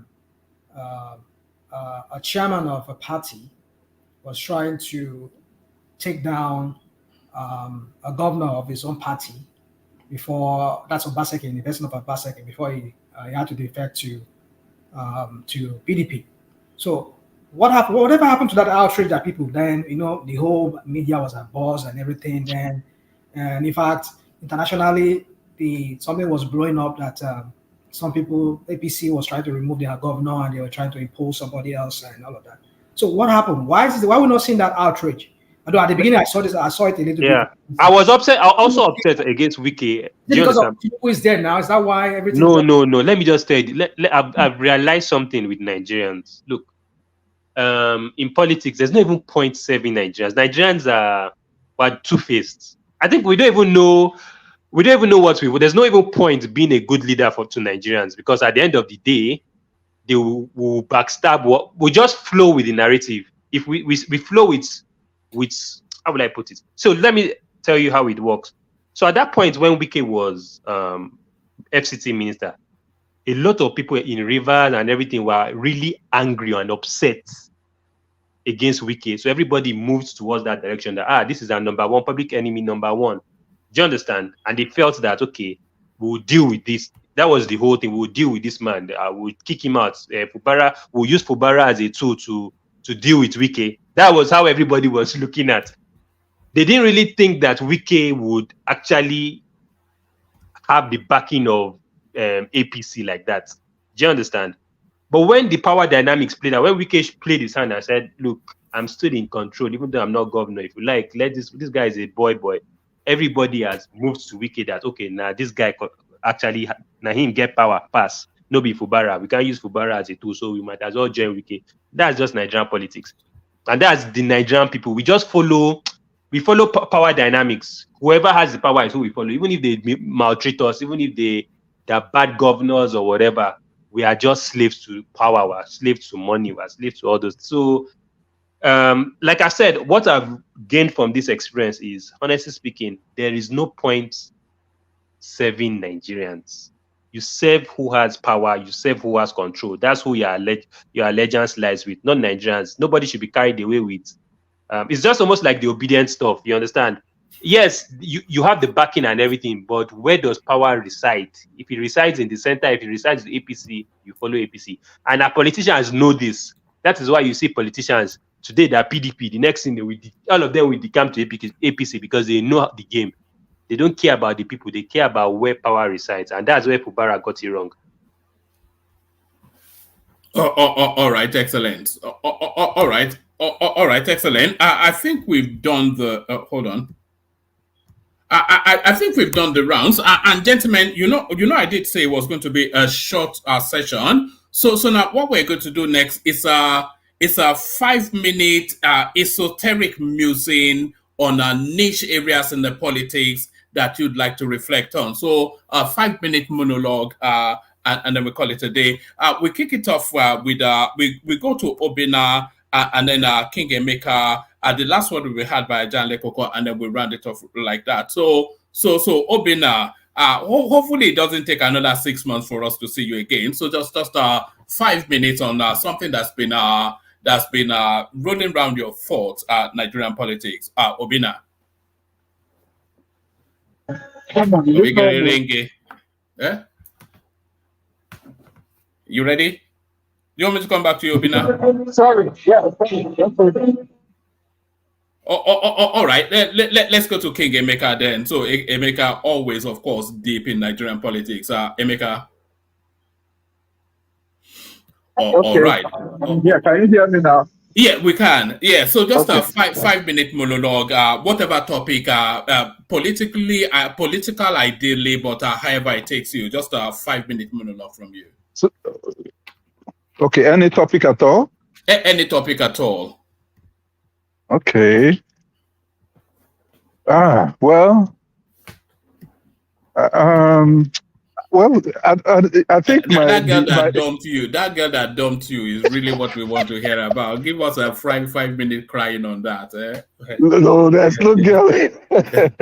My issue is, I think, is just about electoral reform. I don't know. We need to do something about the way we conduct elections.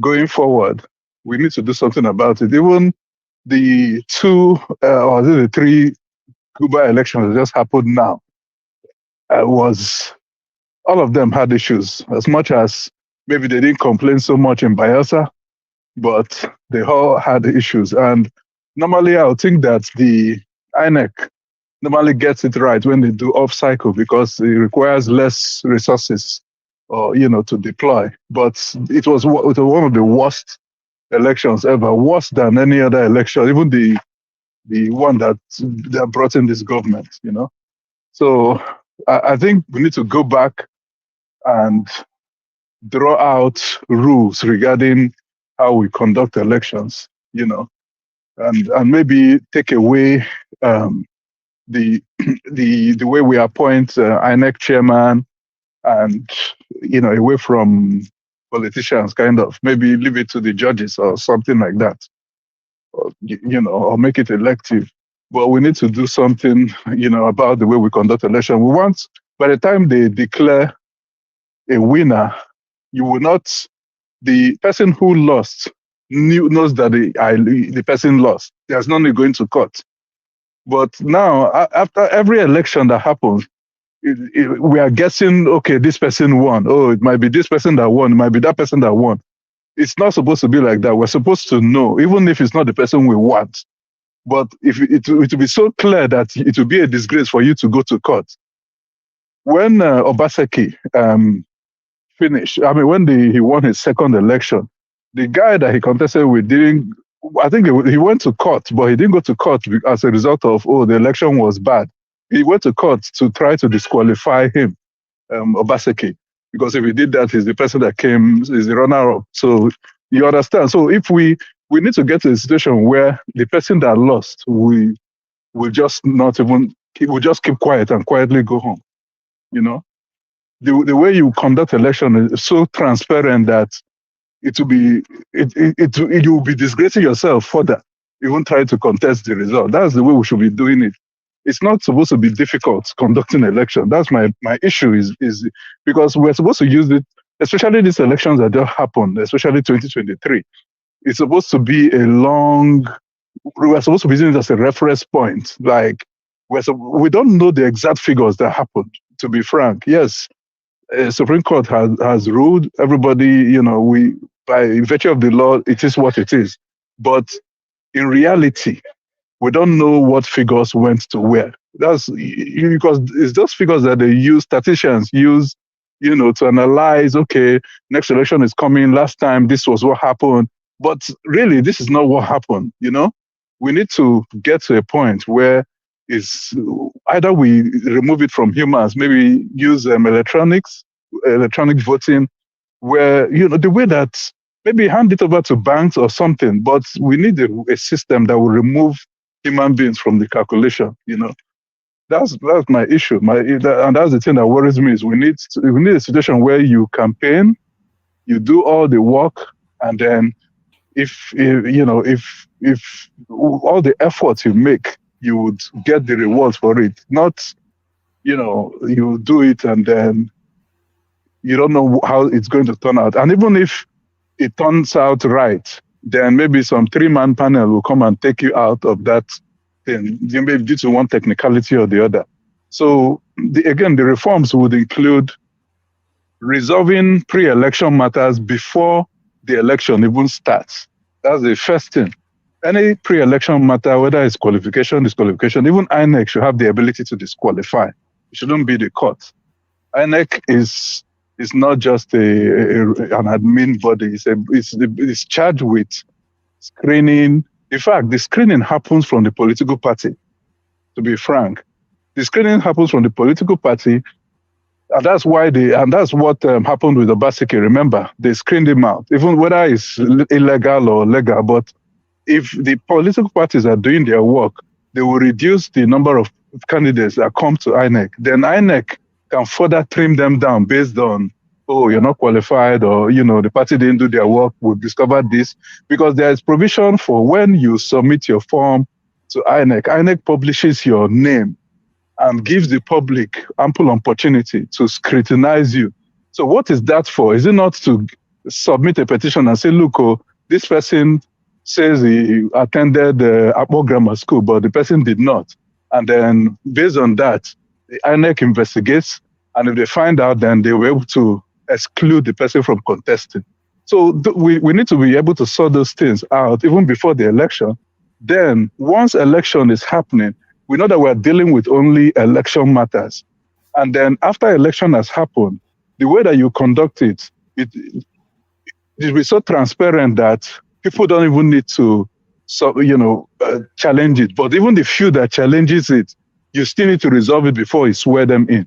Because you can't take a sitting president to court. To be frank with you, the president doesn't even have a choice, because the president you're taking to court has presidential power. First of all, there's even an issue of immunity. One. Secondly, he has presidential power. By virtue of his position, the authority of state will protect him, whether he likes it or not. It's kind of the situation, even in developed countries. So you can't give someone the presidential power and still be challenging the presidential power. You need to resolve that even before, and that applies to all other offices, before they even come in. So once you come in, you're settled down, your position is settled, you're not fighting anybody, no distraction, and you're not even scared whether, if you do this to this person, they might attack you in court, or they will wait for you in court. No, your position is settled. Then you now concentrate on governance. So we need to deal with this election. My issue is election matter in Nigeria. We need to deal with it, All right, Bidan, excellent. So that's the majestic Obina, of course. So Obina, don't make it 6 months again before we hear from you. No, I won't. So that your fans will not be harassing me on Instagram that what did you do to him? So that's Obina, of course, not a stranger to this platform. So thank you, Obina. Thank you, man. So Wapis, you're up next. So just 5 minutes, as you will, whatever topic, just have at it. Wapis. Yeah, thank you. Well, I don't really have much to say other than Akpabio celebrating 61 birthday, 61 years old birthday in the stadium. Yeah, what's that all about? It's unbelievable the way these people are. They seem to live in a world of their own. They don't know what's going on in the country, do they? Or what's all this nonsense? I don't understand. I don't know. People don't talk to them. People are crying. There's no money. Yesterday, you're saying there's no food. Right? You have to bring food to the system. The dollar is going up. The countries are stable. And you are celebrating birthday in a stadium. Everybody's there. I don't understand. I think at this operation they don't have our interest. Rather, we're supposed to focus on talking to our assembly leader, try to caution him. We're talking about Fubara and Wike. What's our business about Fubara and Wike? That's our local politics. Well, one man, I don't really have much to say. I'm eating now. We can go to the next person. Thank you for today. I can hear you eating. But what please? I'll call you later. That guy you said you wanted to bring on, a legend or something. Yeah. I want to talk to you about him, but I'll call you offline. So thank you, Opi. So up next, of course, the Are Onokakankwo of Ilori, Simba Diselo. 5 minutes monologue, just as you will. Simba, show one.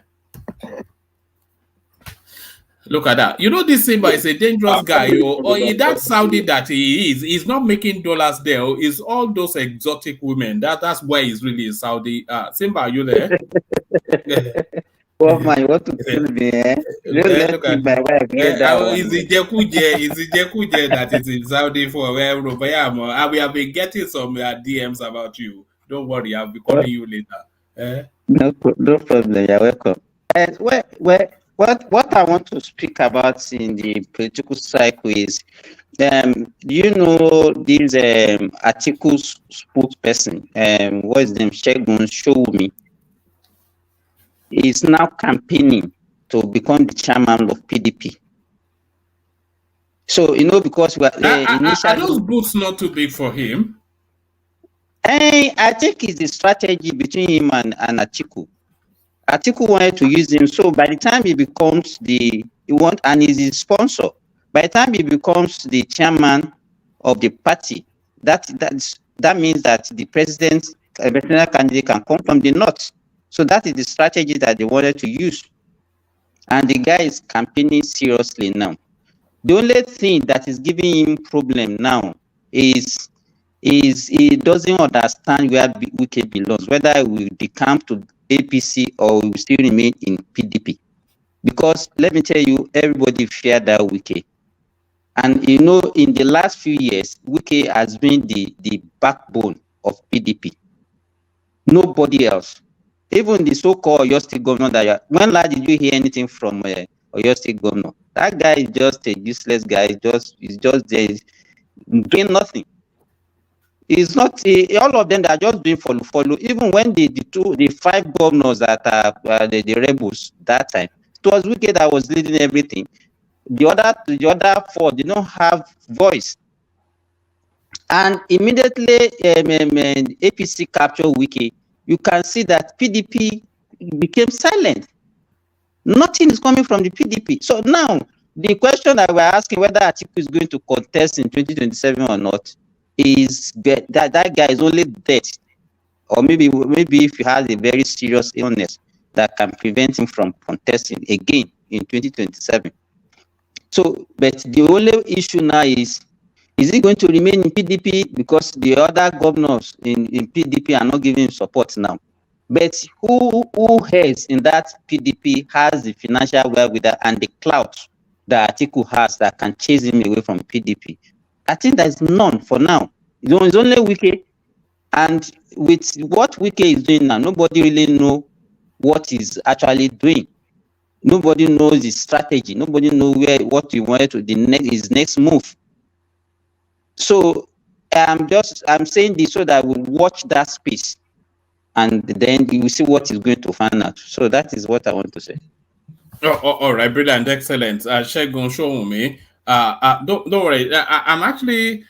Let me not say just yet, but there might well be a surprise coming soon. Hopefully, it works out that way. But thank you, Simba. So thank you, Simba. Let's go on from Simba then let's go to King Emeka, who hopefully is still with us. Mekus.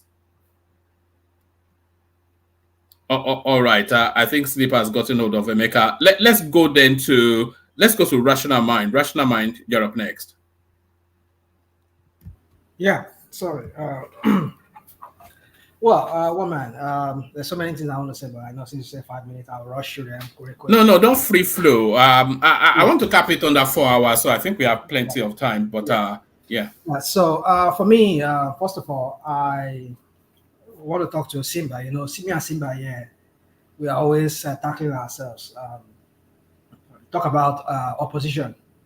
I don't know. I mean, if your state governor is silent, I mean, do you want somebody to be shouting like this loud-mouthed Ikwere Hitler of Ikwere land, to be doing your pampas? We see that we shall stand, or your mandate we shall stand.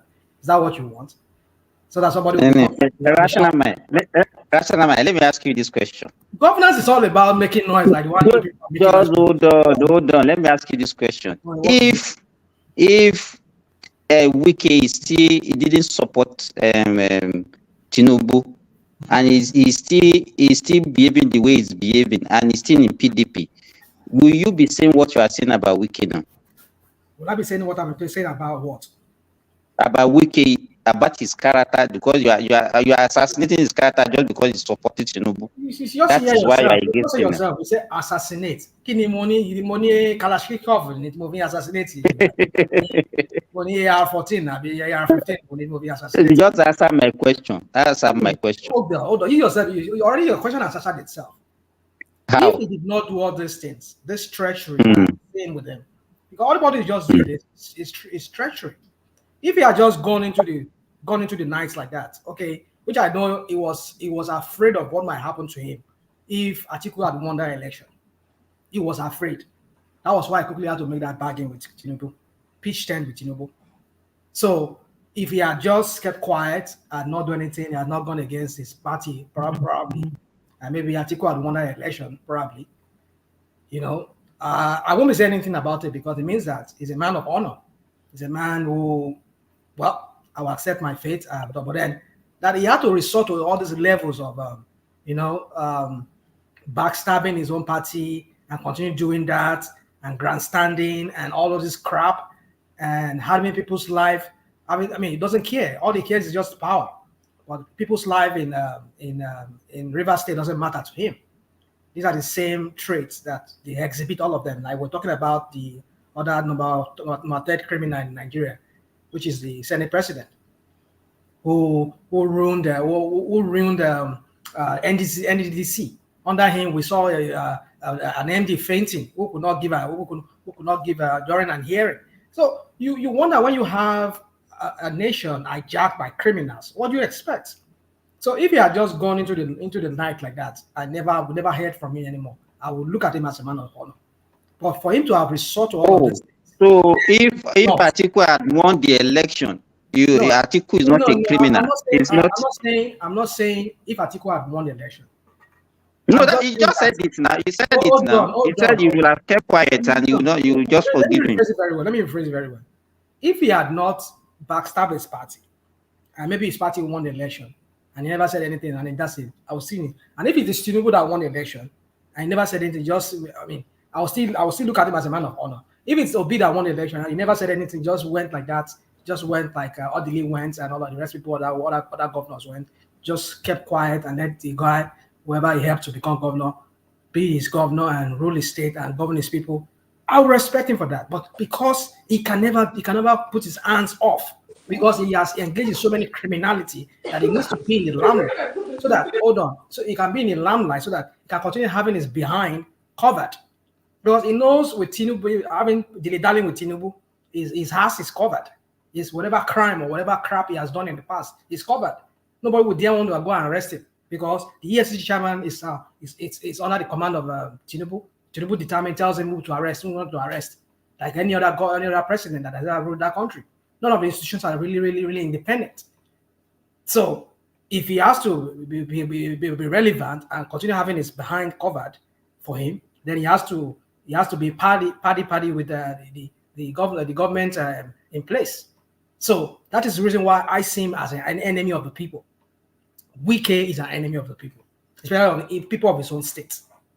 Because if you truly care about the people that you people are there to govern or lead over, you allow this guy to do his job. That's my point. Let us forget this issue of because you in Nigeria we have this fascination with powerful men, and this doesn't help us. Somebody just has when Charles was making the submission here. Our people are the reason why we are the way we are, and the only thing is just that your minority few there that are also suffering is just my problem.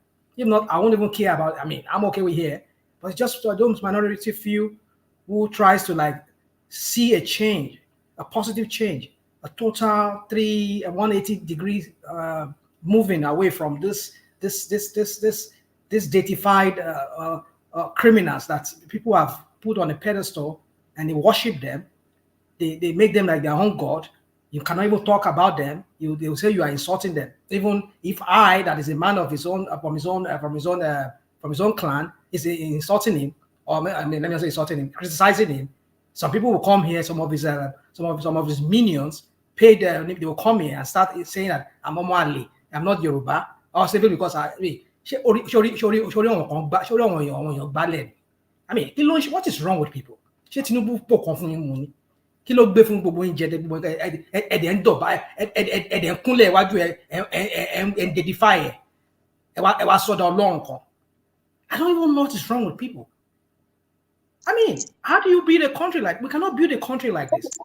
When you pedestalize somebody, you don't see anything wrong in him. You don't see anything, you can't even look at this. Look, you just take a very careful look at this guy's antecedent. All you can say is, oh, he built Lagos. He did Lagos. What did he do in Lagos? And now you're talking about Wike. And Wike too is following. Somebody was saying that. Was it today? I heard that person. Oh, he's following Tinubu's blueprint. And so what? Is that something to? Is that an achievement? I mean, that's how the person sounded to me. Like the person sounded to me. He has learned from his master. He has learned from Tinubu. Tinubu has told him the strategies. What is wrong with people? Rational mind. Rational mind. Can you make your submission without abusing people? No, abuse. You know, that was the same thing Patrick told you. Have you ever, after the show, listen to yourself? Talk, make your submission. But the way you talk, you believe me, you might not realize it. Just continue. Tani mo abuse kini abuse wo ni mo sọ. Kí ló dé tó orí àwọn wo ló gbálẹ̀? Can you say orí àwọn èèyàn gbálẹ̀? Are you not speaking Yoruba? In the sense that way, what you are saying to you is not an abuse. It's not an abuse. It's not an abuse. Orí wọn bàjẹ́, orí wọn gbálẹ̀, orí wọn ò gbé. So and those things, they are not abusive word to you. We're going up with the Stockholm syndrome. One thing is not an abuse.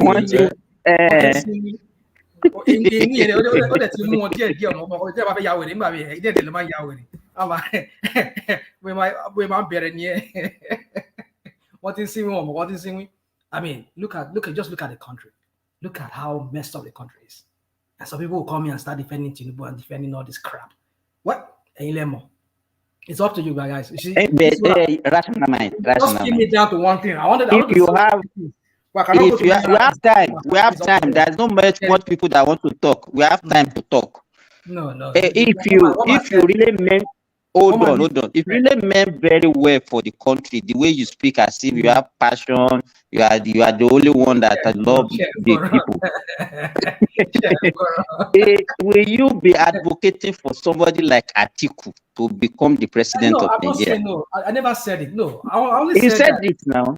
You said you are comfortable. I said it doesn't mean I want him. I'm just saying that if the election has played out that Atiku won that election and he had just kept quiet, I never said anything. Just as a man of honor, he just went like that with him. I mean, just went like that, went into oblivion like other past governors does, and then let the guy, whoever he helped to become, let him rule the state. I mean, govern the state.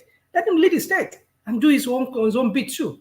He will be a man of honor in front of me, but I know he will never be. He will never hands off. He will always want to be, because we know all the crap he's doing. He's trying to renovate a house that Shettima never needed, so that Shettima can see him as a viable candidate for his own deputy. I mean, his own vice president. Come and take what would that the next election will be after 8 years? I mean, it's 5 or 4 years. Is that house his personal house? It's not the government house. You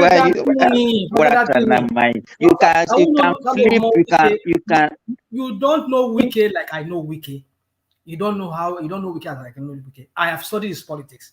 That guy is a kind of guy. He knows how to play his politics. He plays his politics not because he's playing it for now. He's playing it for tomorrow. So is that the concern of Nigerians? Nigerians are starving. Well, we could use that money and go. Do you know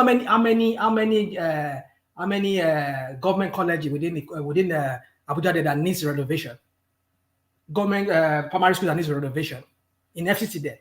You can't use that money and go and buy textbooks for these kids, buy books for them. It just, empower some kind of local printry there to print exercise book for these kids.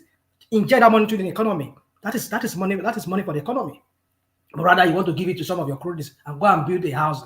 Okay, where did the former vice president, where did he stay? All throughout the 8 years that he was there when he was the vice president to Bubu. Where did he stay? You see, when you have just people who chase clout, who you people just pedestalize because you feel that they are strong men. Oh, because it's about Tinubu, so anything he says, we should just let it go. Sherry, let me take myself out because I'm not part of them. You Nigerians are the reason why they are the way they are. Like I said, it's just my only thing is just I just feel sorry for those people who are not part of it, who want a different thing, a different trajectory for that country, but because of these criminals and the power they wedge over that country and the controlling of the minds of people like you, Simba, it just makes me like, oh, we are not going anywhere in that country. If people like so educated like yourself, Simba, very well educated and well-read person like you, and you can still see these people like the way they are. Well, I don't know. I don't think we have it. We're not going anywhere. We remain where we are. One man, let me allow you to continue with other people. Oh, all right, brilliant. That's the majestic rational mind. So the majestic rational mind. So now the voice you've all been waiting for, father of the bride, Ajale Koko, the final word. Yeah, thank you, woman. And well, our politician, I think everybody should know by their action that it's all for their own interest alone and not the interest of the people. Whichever side of the aisle you belong is the same thing. Whether you are in PDP or whether you are in APC or whether you are in Labour Party or it is the same game they play. And as a matter of fact, the opposition party are the worst. They are the worst because they are not playing their role as opposition. They've all caved in. They joined the how do you call it? What did they say? They say if you cannot beat them, you join them. So they have joined them. Rational mind, your Labour Party, what effort have they made? What are they doing in terms of the role opposition should play in the parliament? They do You of all people here, well, I have so much respect. You still have my respect. The other day here, when one man was put it across to you about Ireti King Ibe. When Ireti was tackling what's it called? Wike about the budget and everything. You are Jale Koko. You're one of those people that took that lady to the washer here. He said, "Oh, she was playing." I'm quoting your word. Oh, she's playing politics. Now, when you will not let opposition be opposition, and when they criticize, you say they are criticizing for this criticizing of criticizing. They're just doing politics. I don't know where we are going. When we always have to look at this from the prism of politics. When people criticize, oh, they hate Tinubu. Oh, they don't want to collect the. They don't want to. Don't get me wrong. I'm not saying by collecting that the Prado Jeep or whatever they bought for them for their official car is right. But when some people were saying that, oh, they're not going to collect it, some people say they will collect it. You see, don't get me wrong. I agree with you that there are Judases and there are bad, in fact, a lot of bad eggs in labor because we've seen how their true color showed at the end of the day. But my point is this: is that you once said here that Reti Kingibe was playing politics. When the woman was doing her right, was doing what was right for our own people in our constituency, because she's from FCT. But you here criticize her, say that, oh, all those things when she was grilling Wike was just politics. I don't know what else you can say as an opposition that you people will not find fault with. That's what I have to say. Okay, yes. Now you like to mention context all the time. Let's put this thing in the right context. What's the context at which she was talking and this and that? He was criticizing Wike for trying to build or to complete that national, the cultural center in Abuja.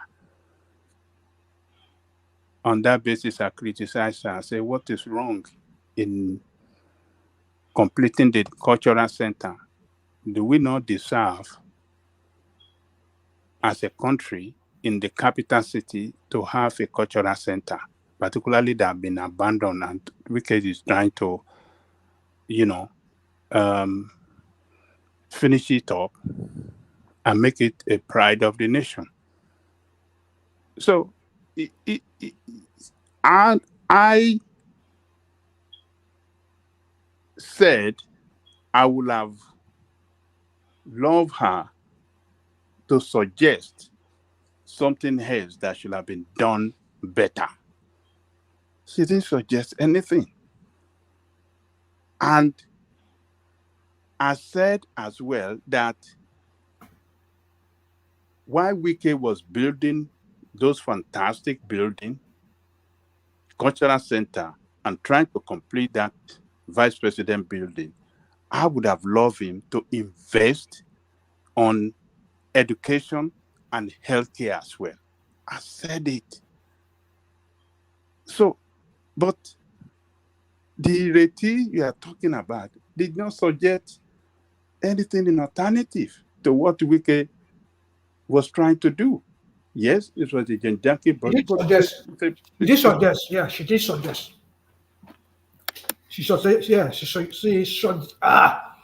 suggested. Yeah. Did you watch the whole clip? I watched the whole thing. She was talking of education and healthcare thing too. Transport. But she talked about transport too. No, she didn't talk about transport. Okay. Maybe we have to go back and. Hold on. Let me remind you. She was attacking Wike for trying to revive that transport. She was saying Wike should not have put in so much money to revive. And I said the city, a capital city, doesn't have, transportation system, doesn't have these buses to carry people from one place to the other. And Wike is trying to do it so that the city can have a form of transportation that can move people from one side of the city to the other. And you are saying that, no, those things cannot work. They are old vehicle, they are this and they are that. I said, what is this woman talking about? What do you have? What can Wike? And Wike is embarking on rail, on light rail service too, on light rail project that will be completed by next year. All these things this guy was doing, we are just saying, oh, you should not do this. I say, look, and we had her a day after that or 2 days after that when he appeared on Arise News with Charles. He said Nigeria is not an easy thing to fix. He said you can say whatever you like before the election. He said, but when you get there, you will know that it's unfixable. That is what she said. That is what she said. So when you see the opposition compromising that, oh, Nigeria is unfixable, what does that tell you? It shows that, look, politicians, wherever they belong, are just for themselves and not for the people. So they can pretend, they can try to act as if, they're for the people, but I'm telling you, in the most aspect of it, they are from themselves. So, in view of this fact, I am suggesting to you people, I am calling on you people that are supporting all these old guys, leave their camp, come to our own party, AAC. It is AAC that can save that country. The future of that AAC. Why did you become AAC member? is our party that can save can save that country, not APC, PDP, and Labour Party. They are party of politician. Politician does not mean anything good for you, for that country. Come to AAC. Come and join Shore. Come and join a leader that is stable, that is focused, that is upright, that is, reliable, and not wayward politicians jumping from one party to the other. So it's unfortunate that what is playing out in Rivers State is just to tell you, politicians, Wike said it openly. One way where I like Wike is that he doesn't hide. He will say it's mine. He said, if I lose my structure, I lose my relevance. And to tell you that is what matters to them, their structure. Do I approve it? I don't approve it. But that is the way they play it. All of them that in political leadership today in that country is their structure that make them what they are. Look at what is going on in your own state, in your state. For God's sake, rational mind, your state, Ondo State, you have no government. I want to talk about it, but because Simba took me off. You don't have no government in your state. I think if you focus and put more energy into your state, maybe that will be better. Your state is like, it's non-functioning. We are hearing on the news that the signature of the governor is being forged and they are using it to loot the resources of that state at an alarming rate. So, look, this is look at the governor that is sick, but he doesn't want to relinquish power.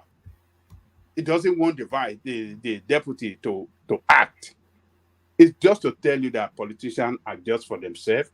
And we look at the currency, look at Naira as falling, down further today. It's 1,000 at the black market now is 1,200 plus, and it is 1,100 plus at the official market, official rate. So we have to wake up as people. We have to know the time now that is no time for politics. It's time for governance, and we should be able to take up this politician the way they govern that country. They are not governing it well. Let us come. Let's forget where we belong. Let us, save that country and, speak the truth at all times. That is the way forward. One man, let me leave it there. Tomorrow going to be another day. We continue the struggle. All right, then. Excellent. That's the now. We're not dead now. If you don't hunt, you don't eat. Where I am, now you're laughing.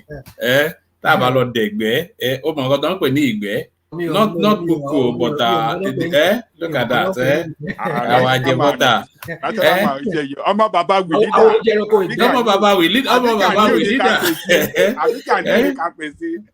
No, Gani unity, rational my Baba will lead it. You know, and rational my affair, but because you watch. Oh, you enjoy Giant Lodi comment section. Oh, you are now. Ajale, please stop deserving rational mind. We know he's not a Yoruba man. He's still fighting you. Oh, yeah, in the comment section.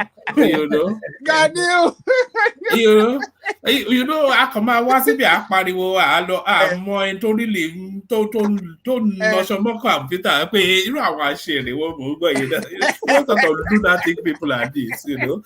Mad, they can't do man, so mad people everywhere. You know, mad people everywhere. But there it is. So thank you, gentlemen. We'll reconvene for tomorrow again, and we'll do it all over. A good session, though. One man. Yeah. Yes, a nice little cozy tie. You remember this is how we used to do it before it became a marathon. It's good like this. I mean, yeah. Just a tidy little, you know.